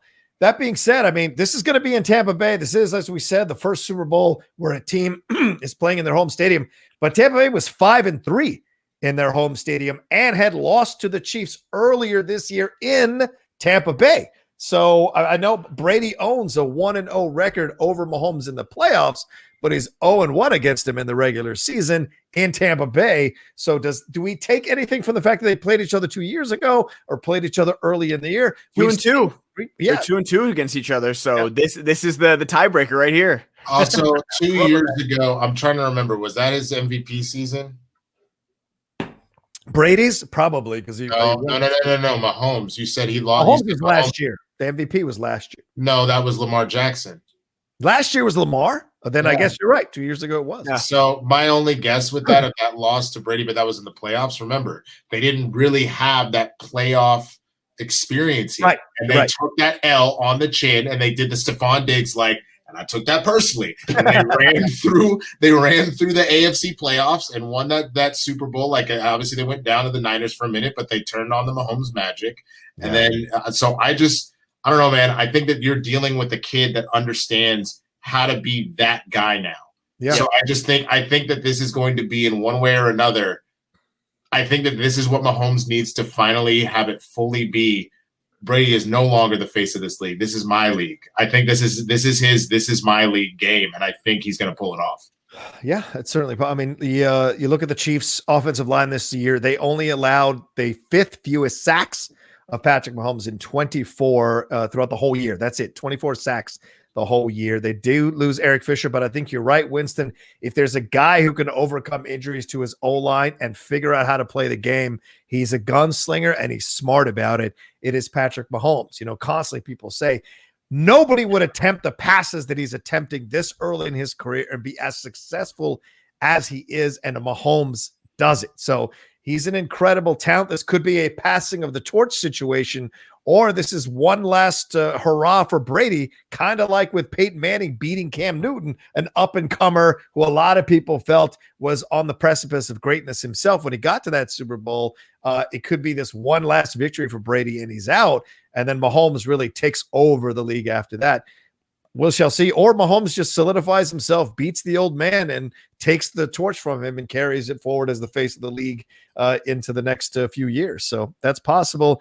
I don't know. I never doubt Tom Brady. I just can't doubt Tom Brady. That's the thing. Mahomes is great. Yeah. That's the thing. I can't bet against Brady. I mean, has he lost Super Bowls and games? Obviously he has. But until I agree with you, Winston. I think this might be the passing of the torch. Because Mahomes is a freak. He's just a freak. That's really the best way to describe it. The plays he makes, even with his turf toe. I was watching the highlights and he stops real quickly out of bounds and then just spins around right on the edge just to gain 3 more yards. It's this dude just has that thing you want in an athlete and a player and a leader. This is already his team. Very rarely, even a phenom like Mahomes, very rarely is he the leader of the team. It's usually like a Brian Dawkins or something like that. Yeah. That's a veteran, but this is his team. Andy Reid knows it's his team and has coached him. We even saw it with Bruce. Is it Bruce Arians? We saw him fighting with Tom Brady this year. What are you doing fighting with Tom Brady? Let Tom Brady lead the team and do his offense. That's why you got him. Yeah. But Andy Reid has completely changed his coaching style. He's changed everything about his game, and I love that. I still can't this is a 51-49, and I'm going to go back and forth throughout the next 2 weeks. So if the Chiefs win, I won't be surprised. If the Bucs win, I won't be surprised. There's no underdog in this game. Yeah. I mean, Vegas will decide who the underdog is, but to me, there's really not. But it's amazing to see these. I'm so happy we get these two. And honestly, I hope Brady retires after this, regardless of what happens. If there's a ceremonial passing of the torch, or if he rides off into the sunset, I'd love it. By the way, Rich T is out here talking about they scored 31 on the number 2 defense in Washington, 30 on the top 5 D in New Orleans, and 31 on the top 10 in Green Bay. Again, I didn't see this Green Bay game, but first of all, I know your quarterback did pretty decent in that game. But he's not at that level yet that he's actually putting them in the mix. I guess I'd have to look that up. That offense wasn't that effective. Who's he talking about? Washington first. Oh yeah, no. I mean, we had our third string quarterback in there. And he gave a good performance. Caleb Heineke's a hero. How dare you speak on his name? He gave a good performance, but like, come on, that you didn't do enough to keep in the game and actually made their defense look a little bit better and giving Brady opportunities. The Saints, we talked about this with Drew Brees. Clearly, he was not fully healthy, or he's gone over the hill. I think it had to do with the health, which partially is tied to going over the hill because you don't heal as fast when you get older, right? Yeah. So he literally handed two different one of them was that fumble. True. One of them was that fumble from what's his name? Oh my God, Cook. Yeah, from Cook from Cook, and that blew it. But then the other two, Breeze threw those interceptions that set the Bucs up to finish them. So I think you got to keep some stuff. I understand that the Washington defense was number 2 by the end of the season, but like that offense wasn't doing that defense no favors. Exactly. The offense on the Saints wasn't doing the Saints defense no favors. So I think you got to look at stuff for context. I get what you're saying about scoring points on those defenses, but if the offense is handing the ball to Tom Brady's defense, so now he's on their 30, and that's where he gets his starting field position. Come on, man, that's completely different. Yeah, you got to give the defense a rest, and this offense has the opportunity because, the Chiefs can be a big play team, but they're more of like, oh, here's 15 yards here, here's 8 yards here, here's 9 yards here, here's another 15. Oh, there's a big play to Tyreek Hill or the tight end, Kelsey. But like they'll slowly they just break you down and they demoralize teams because you're like, no, we had him. It was 3rd and 9. What are we doing? The Chiefs are death by 1,000 paper cuts. That's what they are. They just completely slowly work you down to the point where you're frustrated, and you're doing what Winston pointed out. You're throwing a football at them in their face after you get tackled because you're frustrated. Yeah, dude, Chad Henne put them in this position to get to the Super Bowl. Chad Henne ran for 13. Any given Sunday, baby. Henne ran for 13 and a half of the longest yards of his life, and it set them up for a 4th and a half a yard. Where you're thinking they're going to call you offsides, and he said, dunk right to Tyreek Hill, and then all of a sudden you're off to the AFC Championship game. Chad, it's not just Mahomes, because we were clowning like Chad Henne ain't going to do shit. Chad Henne found a way to make it happen, son. Like this whole team. The mentality of the team. It's the team. Like they are absolute team, and that's the thing is that Brady can go up again by 24. And Mahomes has done everything at such a young career. The Houston game, were they down 24-0 and he came back and scored like 31 unanswered? Yep. Just this last week being down 9-0 in the AFC Championship game. Like he's done everything. There's not going to be a situation you throw at Mahomes that he's not going to be ready for. Right. And that's scary for a 3rd, 4th year quarterback. And as great as the defense played yesterday for the most part for the Buccaneers, they still let Green Bay back into it where they were down by only 8 points. So they found the way to climb back into it. And, I mean, Rodgers' drive for the touchdowns, I mean, it seemed like you blinked and they had scored a touchdown. Mm-hmm. It was so quick. So that defense can be got if you're motivated to get it. And so certainly Mahomes will find, I mean, they got 2 weeks to study the game tape. This is going to be a heck of a game back and forth. I think both defenses are going to show up and both quarterbacks are going to show up. Just, I think it'll be whoever has the ball last will win this damn thing for sure. And Abu Kanu pointed out something good. He said, it's funny how AB and Le'Veon are in the Super Bowl after leaving Big Ben. That is kind of funny. Pretty funny. The last thing I'll say, and I think this will be interesting, is if you look at the tail of the two quarterbacks this year, though, the one that made more mistakes, the one that, because like the funny thing is about this, and this is actually scary to me. Yeah. The team at which I won fantasy football, I had Patrick Mahomes, and guess who my backup quarterback was? Tom Brady. Tom motherfucking Brady. Yeah. So it's wild. And so most of the time, Mahomes was outscoring him, and then random games, Brady would as a matter of fact, I take that back. I lost by 1 point because that week I'd been playing Mahomes the whole time, and that game Brady actually outscored him because it was whatever week 15 or 16, I guess week 16 when Brady went off. Yeah. But knowing that I had them both, Brady's been the one to make more mistakes. Brady's been the one to have lower scoring games. I get the Super Bowl is his game. Like they're going to change it from the Super Bowl probably to the Brady Bowl by the time he retires. Yep.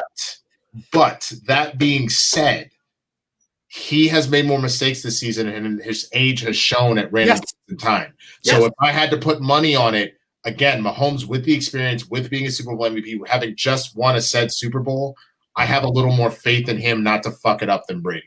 Yep, that's a fair point. Brady has not been lights out necessarily, and this is his first year under this coach, under Bruce Arians. And yes, they've got to this Super Bowl, but you're right. Cracks have shown at times. Certainly 3 interceptions in an NFC Championship game usually leads to a loss. So the defense has bailed him out a number of times this season, and we'll see if they're able to do it again. Because if Brady starts throwing interceptions against this Chiefs defense, you can forget it. You can absolutely fucking forget it. It could be a blowout if that's what happens, for sure. All right, let's see if we got any more StreamLabs Super Chats that have rolled through. Yes, Tushka Confusions, who's a massive Kansas City Chiefs fan, he said, so now we are hating on both KC and OKC. Do you guys just have beef with the letters K and C? Do you hate the Sunshine Band as well? Do you hate JoJo and the other guy, Kurt Cameron, Kurt Cobain, Kelly Clarkson? I draw the line at Kelly Clarkson. I draw the line at Kelly Clarkson. No, I have no beef with KC, and I only brought up the OKC as an example because Rocha likes to talk shit about everybody. I'm very specific. I had beef with one boring city. That's it. But as Taviska has said multiple times, that he said he'd show me around when I visit OKC, that they have grown since when I was there back in like 05. You know what I'm saying? So that they're more of a city I would enjoy now. So I said I would go, and if I enjoy the city, I would openly admit it and apologize for my remarks. There you go. I just felt that it was boring when I was there at 17, 18. I don't talk shit about it, but I point out things. Roberto Arsenal says, Jay, since your Bears won't get a black quarterback, you might get Stafford, which isn't bad, but props to Brady. Brady is the Pele of football. Oh, yeah. Wow. Isn't Pele the Pele of football? Yeah. Yeah, real quick, I know Jay isn't here. What do you think, Ben? Do you think Stafford to the Bears makes sense? I don't know. I was going to bring up this Adam Schefter tweet because he tweeted out all the quarterbacks were on that could be on the move. Deshaun Watson, Aaron Rodgers, Stafford, Dak Prescott, Sam Darnold, Carson Wentz, Jared Goff, Garoppolo, Cam Newton, Teddy Bridgewater, Mitchell Trubisky, Jameis Winston, Ryan Fitzpatrick, Alex Smith, and Ben Roethlisberger. This is the most quarterback turnover. I think he said there's 10 teams that have a set quarterback. So that leaves 22. And so that's insane. I don't know where Stafford ends up. I hope he ends up in a good place because he put his life on the line in Detroit and got his ass beat there multiple times. Yes, multiple times. And they just, outside of Megatron, they did not give him weapons or a defense. And even Megatron was like, dude, coach, or a coach. Just man. I just had a horrible vision, Ben. If they can't get Dak because Matt is from Dallas, they may fucking send him down to son of a bitch. Yep, I thought about that too, Winston. I like this one, Stafford to New Orleans. That's not a bad idea. No. I get them closer to a win now type situation. Yeah, but I think they specifically said about Jameis, especially because apparently he was sort of hurt. They really want Jameis. They wanted Jameis to absorb from Drew. So unless you have a generational quarterback that's on the market, all of a sudden Brady goes, man, I want it in Tampa. I want to go to New Orleans. I think you give Jameis his shot here because clearly Sean has faith in him and Drew has faith in him. Unless again, if all of a sudden with Deshaun Watson, he's like, you know what, I would go to New Orleans and that's an option. That's an option. But Matt has been good. He hasn't been great. He's Phillip Rivers, essentially. What about Rodgers? You might go for Rodgers. That's another generational quarterback. That would be crazy. Rodgers in New Orleans would also be crazy. Under Sean Payton, good night. I think that's a great situation for sure. But I just I don't trust Deshaun Watson. I don't think he's going to be their starting quarterback, but we'll see. 24 likes away from 200. You mean Jameis Winston? I'm sorry, Jameis Winston, not Deshaun. Yeah, not all black quarterbacks look alike, Rocha. Oh, please don't waste my time with it. That's my brother from the Seminoles. He won me a title. He won me a national championship. 24. Yeah, he lost me a bunch of money. He won you a title. And you remember that, but you don't remember his name. I do remember Jameis. I had a friend who made me give up my Jameis jersey because she was upset that I had one. 24 likes away from 200 likes, people. Please hit that like button. We're so close. We're so close. Let's see here. Dr. Venkman, says a fun, underrated player for the Chiefs is quarterback LeJardius Sneed, number 38. Dude gets sacks and makes picks. He's been the best rookie defender this season outside of Chase Young. Yeah, do you guys know that guy? Sounds familiar. The name Snead sounds familiar, but I'm not too familiar with him. Okay. I thought he's the one that he's the one that got injured. That's the cornerback I was talking about. Oh, okay. He's in the concussion protocol, Venkman. So yes, he played really well. So this could be a situation where they lose yet another great defender because of a concussion if he doesn't get cleared in time for the Super Bowl. So you point out great things about him, but he might not play depending on the concussion situation. Let's see. Olusegun Oyewole. I don't know if I even got that right. First-time listener. Can we just point out this postseason? Tom Brady has proven he's the king, and Patrick Mahomes is the prince in waiting for NFL greatness. Well, it's about time that the prince beheaded the king and became the king. I genuinely think that I get it. I get that Brady is, and no one can deny it unless Patrick Mahomes all of a sudden by the time of the end of his career has won 7 rings, 6 rings, whatever. I genuinely just think that this isn't.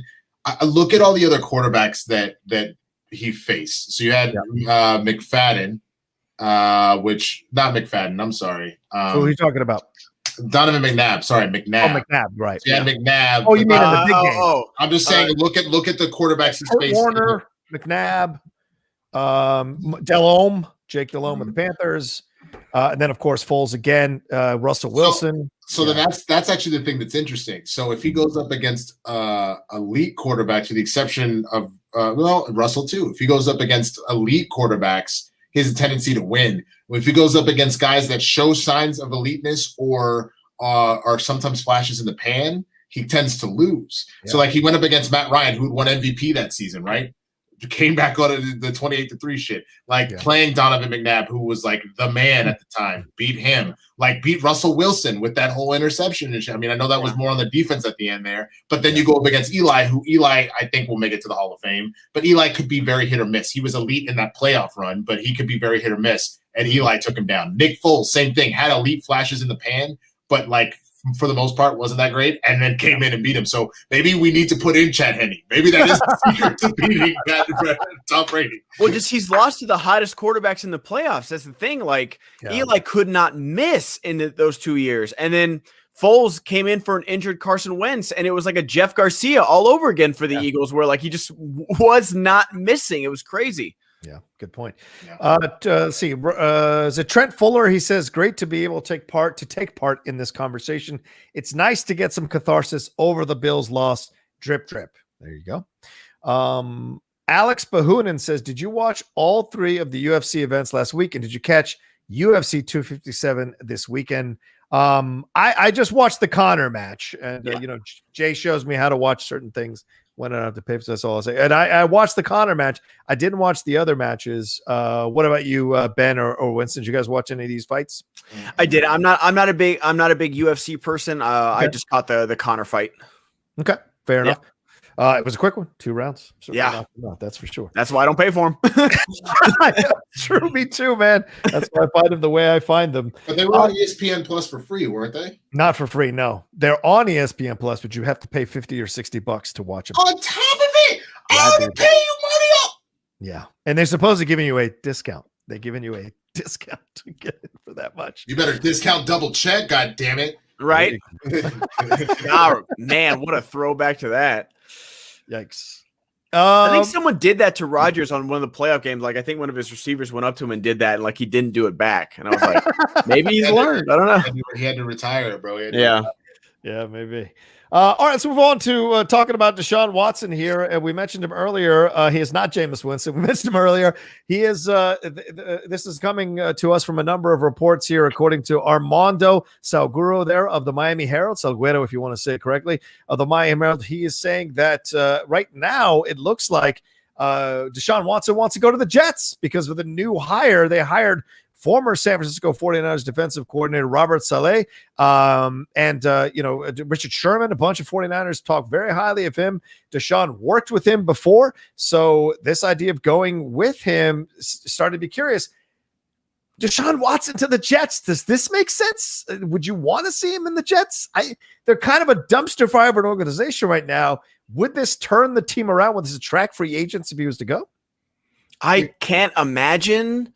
This isn't the NBA where he's going to call up a receiver and be like, "Hey, do you want to join the Jets with me?" or something like that. Like the NFL players don't have that kind of power that they do in the NBA. Right. I mean, I know I get wanting to go to a big market, but I don't get the Jets. I don't understand this move. I think he'd just get his ass kicked like just all the time. Like Sam Darnold isn't a bad quarterback. I mean, he's not great, but like what weapons does he have? He doesn't have a run game. He doesn't have a defense. Doesn't have any star receivers. I don't know. I would not understand this move unless the Jets pay. Jets pay. So they do. They do. And I think you're Ben. I think Deshaun's at this stage where he's also set up to be going into a win now situation. He is an incredible quarterback, so he needs to have a team that is already set up for him to slide in there. I wonder if he would go to Dallas. Would that be a right mix for him? Don't go from one troubled ass motherfucking. You go from one bad owner to the next. No, don't do that. Don't. I I'm obsessed with my team, but we're trash. We're as an organization, we're a trash organization. Don't do this. And honestly, I feel like if they got rid of Dak, but then paid for Deshaun Watson like that, they would lose the entire team. That's a fair point. Deshaun would be coming into a very hostile situation that he didn't create. It's not his fault that Dallas didn't want to, but Dak has the trust of that team. And the team loves him. So I can't imagine Dallas. They even loved Andy Dalton. Andy Dalton played well this season, is Andy Dalton. But hey, I said it. I remember saying it, defending on Twitter that Andy Dalton was a great pickup for a backup quarterback, and I was right. I didn't want to be right, but I ended up being right. Your fault. You should have never put that into. Don't you put that evil on us, Ricky Bobby? And then what happened? You broke Dak's leg. I hope you're proud of yourself. Oh God! Don't ever watch that replay. I made the mistake of doing that. But no, I don't see him going to Dallas because of that. I could see him going to the Niners as well because the Niners are a win now team. I could see him going to LA. That's one thing. If I'm going to a big market team, I'm going to LA. LA's got the coach, they've got the defense, and they've got some weapons. LA. It's also LA. You know how much we hate it from time to time because it's expensive and the smog, but a lot of people have left. He'd be rich in LA. You could literally go sit courtside at Laker games and chill with LeBron. I feel like that this is a very appealing spot for a lot of these veteran quarterbacks that are looking for a win now team because the Rams are set up. It genuinely is. Jared Goff is not good. Yeah. And McVay is a good goddamn coach. He's a great coach. He's a young Andy Reid with the schemes that Andy Reid is coming up with there. McVay can do that with his team as well. So if he gets the right quarterback, lights out, man. Lights out. All bets are off with that guy for sure. So we'll see. We'll see where he ends up. We'll see where he goes. It seems weird he'd go into the situation, but they probably have to trade the number 2 pick. And that's the thing. If the Jets want him, they're probably going to have to trade the house. And by trading the house, you're just going to get Deshaun Watson, and you're not going to be able to surround him with any kind of weapons for a bit. So why would Deshaun do that just to play for this guy? It doesn't make any sense. You may be able to get away with just the second and maybe a 6th. Honestly, no. If the Texans are trading away their future and their centerpiece, that's why I feel like he has to go. They already have, bro. They traded away DeAndre Hopkins. Well, they let receivers are not quarter. and Bill O'Brien. Great. And Bill O'Brien isn't there to make that mistake. Exactly. Bill O'Brien's gone. Yeah. And as much as I love DeAndre Hopkins and he's a GOAT wide receiver, he is not a quarterback. The quarterbacks change franchises. I understand that, but you do understand that wide receivers and corners can change franchises. Look at Deion Sanders. It's y'all got a ring. I'm gonna go down to Dallas and get them a ring. Okay, you're talking about once-in-a-generation talent. But also look at what happened to the Eagles. The Eagles were set up to kick ass when Chip Kelly came in, and he thought, it's a good idea. Let me get rid of the 2 star black players that are out here in Deshaun and in LaShawn. Deshaun's. He got rid of them both, and then the Eagles were trash. Look at the Raiders. They got to get a Khalil Mack. John Gruden came in throwing his dick around, and they can't fucking make the playoffs. So, same situation. I don't care how many games they won this year. They still didn't make the fucking playoffs, Yeah. It's stupid to go in and immediately alienate one of your top players just to show who's boss. It's asinine old school thinking that rarely works now in this new age. It's dumb.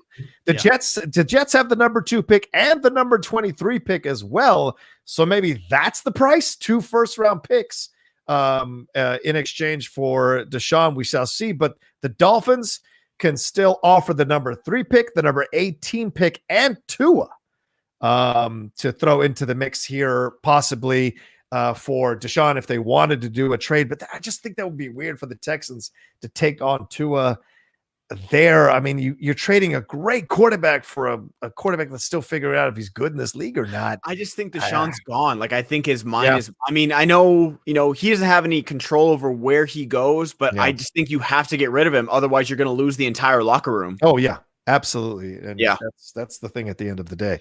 Let's see here. Derek Blaney says the Jets have 2 firsts this year and 2 firsts next year and multiple seconds.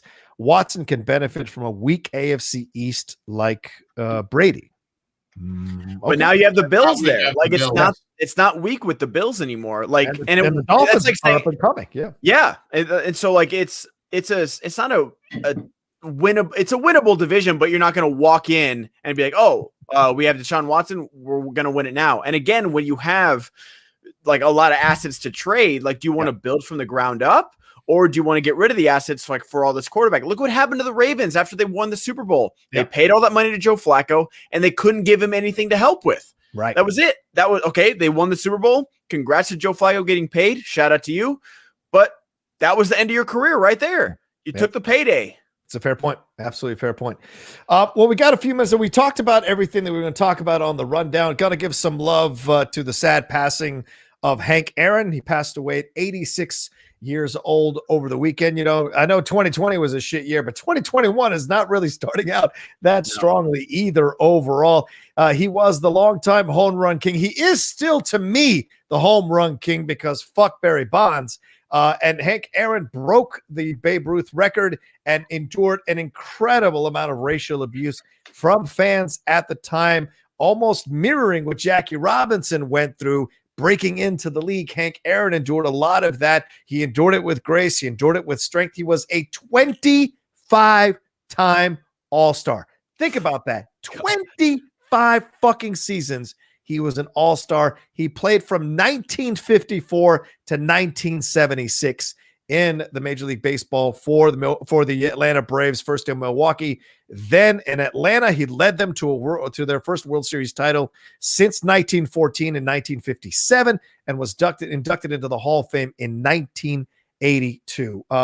He played for the Negro Leagues from the age of 15 until he was 17, and later he signed with the Boston Braves in 1952 to go be a professional and be part of the MLB in 1954. So incredible stuff. He passed Babe Ruth's record in 1974 when he got 714 home runs. He finished his career with 755. Bonds supposedly passed him in 2007 with 762. But Hank Aaron is still the game's all-time leader in ribbies with 2,297 total bases with 6,856 bases, and he ranks 3rd in hits, career hits, with 3,771 hits. He also won 3 Golden Globes and National League batting titles and was the ML MVP in 1957. So just incredible. First player to reach 500 home runs and 3,000 hits. I mean, it's just incredible to think about what a legacy he leaves in the game and lived a long life. I mean, 86, 500 home runs and 3,000 hits. Oh my gosh. That's 1 out of every 6 of your hits is a home run. Like, that's insane. Jesus Christ. Yeah, and just an incredible work outside and inside the game of baseball for sure. And he will be very missed by so many people, so many members of the MLB community. Did you guys know anything about Hank Aaron? I know you guys are younger than me, obviously. So I grew up watching Hank Aaron in terms of the time when he was playing and hearing about him as well. Did you guys have any experience with Hank Aaron or hear about him as well as you've grown up? I mean, I knew who Hank Aaron was, but I never, obviously I didn't get to watch him play. I've seen all like the big highlights and, him running around the bases while the crowd mobbed him and stuff like that. To hear about what he went through with the racial equality things, like it's crazy. Like, cause you hear about Jackie Robinson, but like, with everything he went through. But like Hank Aaron, for some reason, never gets mentioned in that same breath. It never gets mentioned in that same way. And for him to still like make those all-star teams with the press voting for him, with adversity he faced by just breaking Babe Ruth's record, and like everyone was like begging him not to do it and hating him for it and trying to, move the goalposts of like, wow, how it's not the same and why it doesn't count. Right. He's just an amazing talent, an amazing person on and off the field. Yeah. Well, what do you say there, Winston? I mean, I didn't know him, again, like you said, a little bit older than my time, but like I know the name and I know, how insane he was. And I mean, you just told us how many home runs he was out here breaking and whatnot. Other than him, like the next person that immediately comes to mind, and this was right around when I was at that age, was Ken Griffey Jr. You know what I'm saying? So like, I think that it's sad to see him go. If I'm not mistaken, because we lost 2 icons this weekend, man. We lost Larry King too. I know he was fighting against COVID. Is that what took out Hank? What took out Hank? I don't see any cause for death here, but I'll take a look real quick when you talk about Larry King.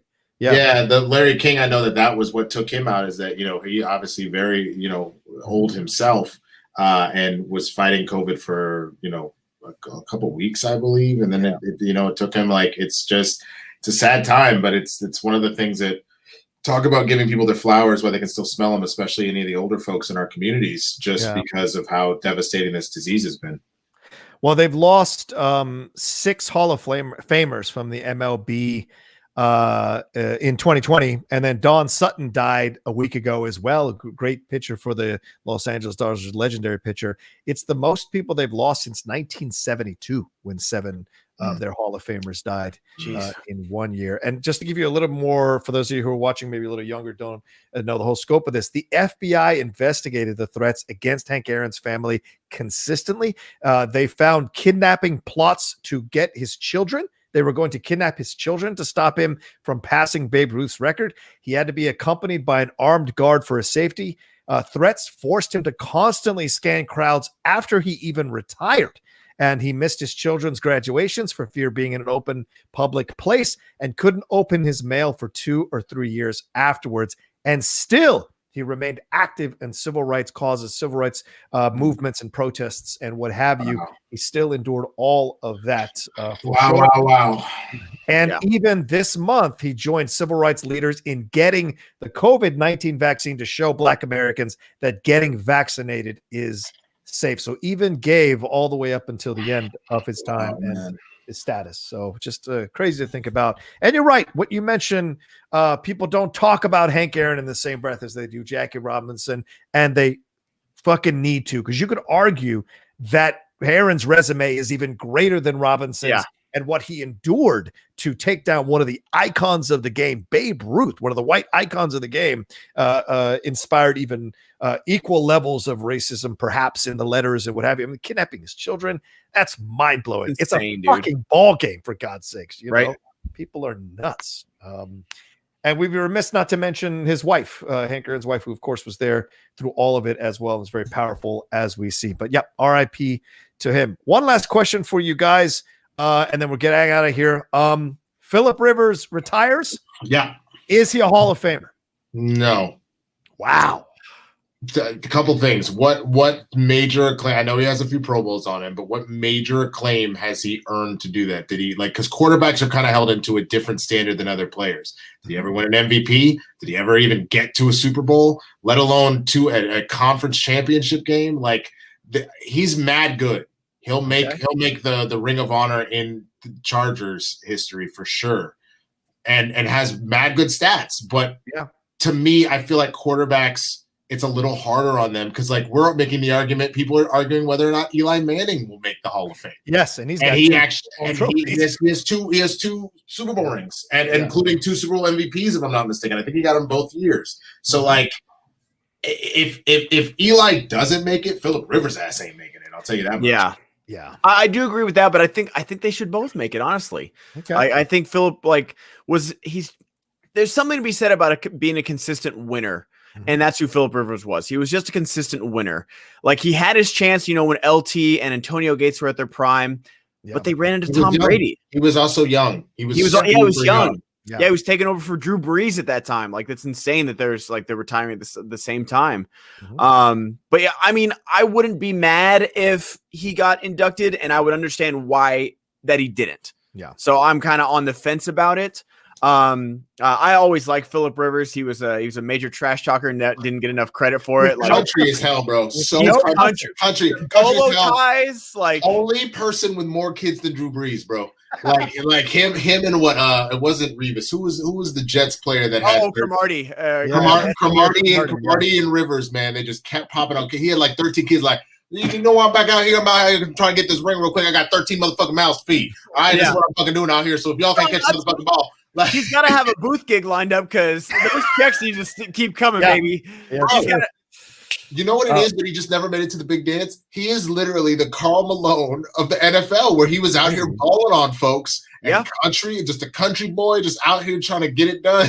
But like, Karl Malone did make it to the finals. I know, that's what I said. Except for that. Yeah. Here's some stats to consider. Rivers had 421 career touchdowns, which ranks him 5th in league history. His streak of 240 straight starts is only 2nd behind Brett Favre.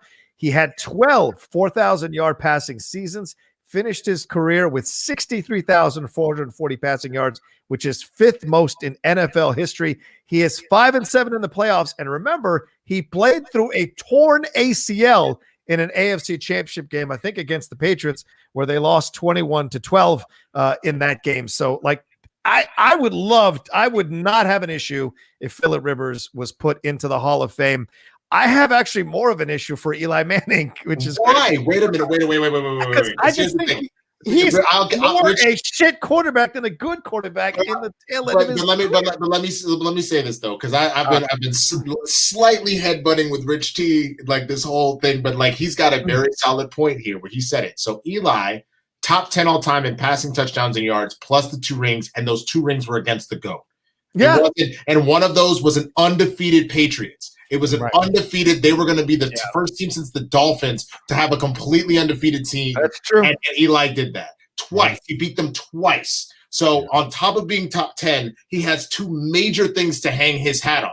Whereas Phillip, I get he's a top 5 right now, but by the time he's eligible for that Hall of Fame, I have a feeling Aaron Rodgers is going to knock him out there. Like, I'm surprised Big Ben hasn't potentially already. If he has, like, you have people like the Mahomeses and the Watsons and the Wilsons that will probably knock him down. I just don't know, man. Like, that's a lot of stuff for Rivers to be proud of, but I just don't know.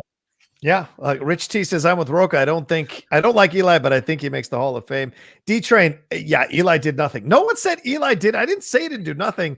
I just feel like the last few years of his career, he had way more shit seasons than good seasons. All 3 of us I have a problem with that. All 3 of us hate Eli Manning. Let's not get it twisted. As Cowboys and a Washington, whatever your team's name is, fan. I never hated Eli. I never hated Eli as a player. Like, I never was mad at Eli. I did. No, Eli can suck a dick. I don't. Fuck Eli. The year he beat the undefeated Patriots was the year he beat the 13-3 Cowboys. Fuck Eli. That's true. That's true. As a wild card team, I remember that. But I give the man his respect. Top 10 stats and 2 rings over the GOAT. I have to give him props where props are due, but fuck him. Like, I just, Yeah. All right, fine. Jack Reeves, by the way, the fucking 3rd quarterback for the Cowboys, fucking getting his ass kicked that whole game. I remember that shit. I'm still salty. I just remember that touchdown at the back of the end zone that he threw in the middle of the end zone. It was incredible. All right. Anyway, yeah, exactly. Eli's a 500 quarterback. His winning percentage, Sean Barreto, is exactly 500. That is shit. And you know what he did? He was 100% in Super Bowl. Shut your ass up and let's move on. All right. Get out of here. So is Nick Foles. He go in the Hall of Fame.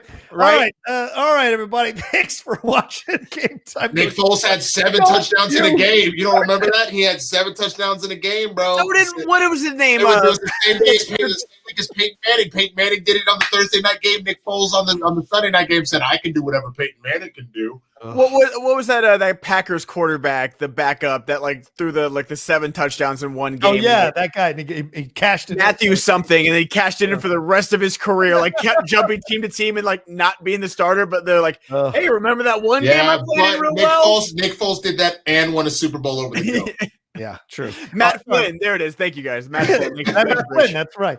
Dude, honestly, shout out to Matt Flynn before we leave, because that guy played one good game and made like at least $30 million. That's Shout how out. you do it. Yeah. That's how you do it. You fake it till you make Time it. applause right there. You fake it till you make it, and if you know you ain't gonna make it, you take them for everything they got. Yeah. know it, baby. Very true. You had a short time in the league. Dr. Beckman Tony said Hank Aaron had one of the best sports nicknames ever. Hammer and Hank, that's for sure. And then Scott Welsh rather, said member of the Outlaw Nation North here. That's right, my Canadian branch. Just wanted to send some love to the Game Time crew. Oh, and to hear the word hockey said on the show. Love the show, guys. All right, fair enough. Maybe one day we'll talk. One day. But it is not this day. It is not this day. We got to get out of here. Thank you guys so much for watching this episode, this live episode of Game Time. We always love coming to you live on Monday and having some great back and forth. Ben Goddard, thanks so much for coming in, man. You were fucking fantastic today. Thank you. Where can people find you? Everywhere at the Ben Goddard, guys. I'm probably going to go live. What time is it right now? 4 o'clock. Probably going to go live in like half an hour, 45 minutes on Twitch if you guys want to come hang out there. Thanks to John and Winston and Jay for having me. Always fun talking sports with y'all. It's literally, I don't go to barbershops, but it's like being at a bar with y'all. I'm not going to front and be like, oh, it's just like at the barbershop, like when I was a kid. No. My man said he gets to go to barbershops, but it feels like it. All right, Winston A. Marshall, where can they find It's like that movie Barbershop. Have you guys seen that one with Ice Cube? I like him. I like Ice. He's His mama called him Ben. I'm gonna call him Ben. All right, so there's my handle, Twitter, Instagram, Letterboxd, all that kind of stuff. Tomorrow and Thursday, 2 p.m. Pacific. Me and Jay Washington, Blurred in the Hood. You know what it is. I'll be hosting SEN this Wednesday. The draft. If you're a Schmodown fan and you're watching this, draft is going off. Nobody cares about these two. They're already signed. So that's my day. That's my day to shine. So come on through, see what we do. We're ready for that. And other than that, if Ben is down, we're doing Swag Day Fun Day this Sunday. We're talking about doing Among Us. So if you guys want to come and watch us play, text me what time after this, bud. That's fine. That's fine. Yeah. So, but other than that, that's all the stuff I got going on this week. So right on. Follow him, all the stuff he's got going on. All right. Thank you all so much. You can follow me at The Rocha Says on Twitter and on Instagram. See all the stuff we got going on. Remember, this week is the Jedi Way, a new Impolite Truths, a new Geek Buddies. Tomorrow, I have Jason Inman stopping by on the Outlaw Nation show to talk about his new Kickstarter and his new comic book that he's doing and everything he's working on. So don't forget that. That's 6 p.m. PT. Strong Style on Friday. And yes, the draft, as he mentioned, all of us are in our factions. All of us want to draft well. It's going to be nasty up in. There's going to be surprises and drama galore. SEN Network. I think 5 p.m. PT on Friday. It goes down. I believe so. Yeah. 5 p.m. Wait till those war rooms show up on the screen. It's going to be a lot of hell.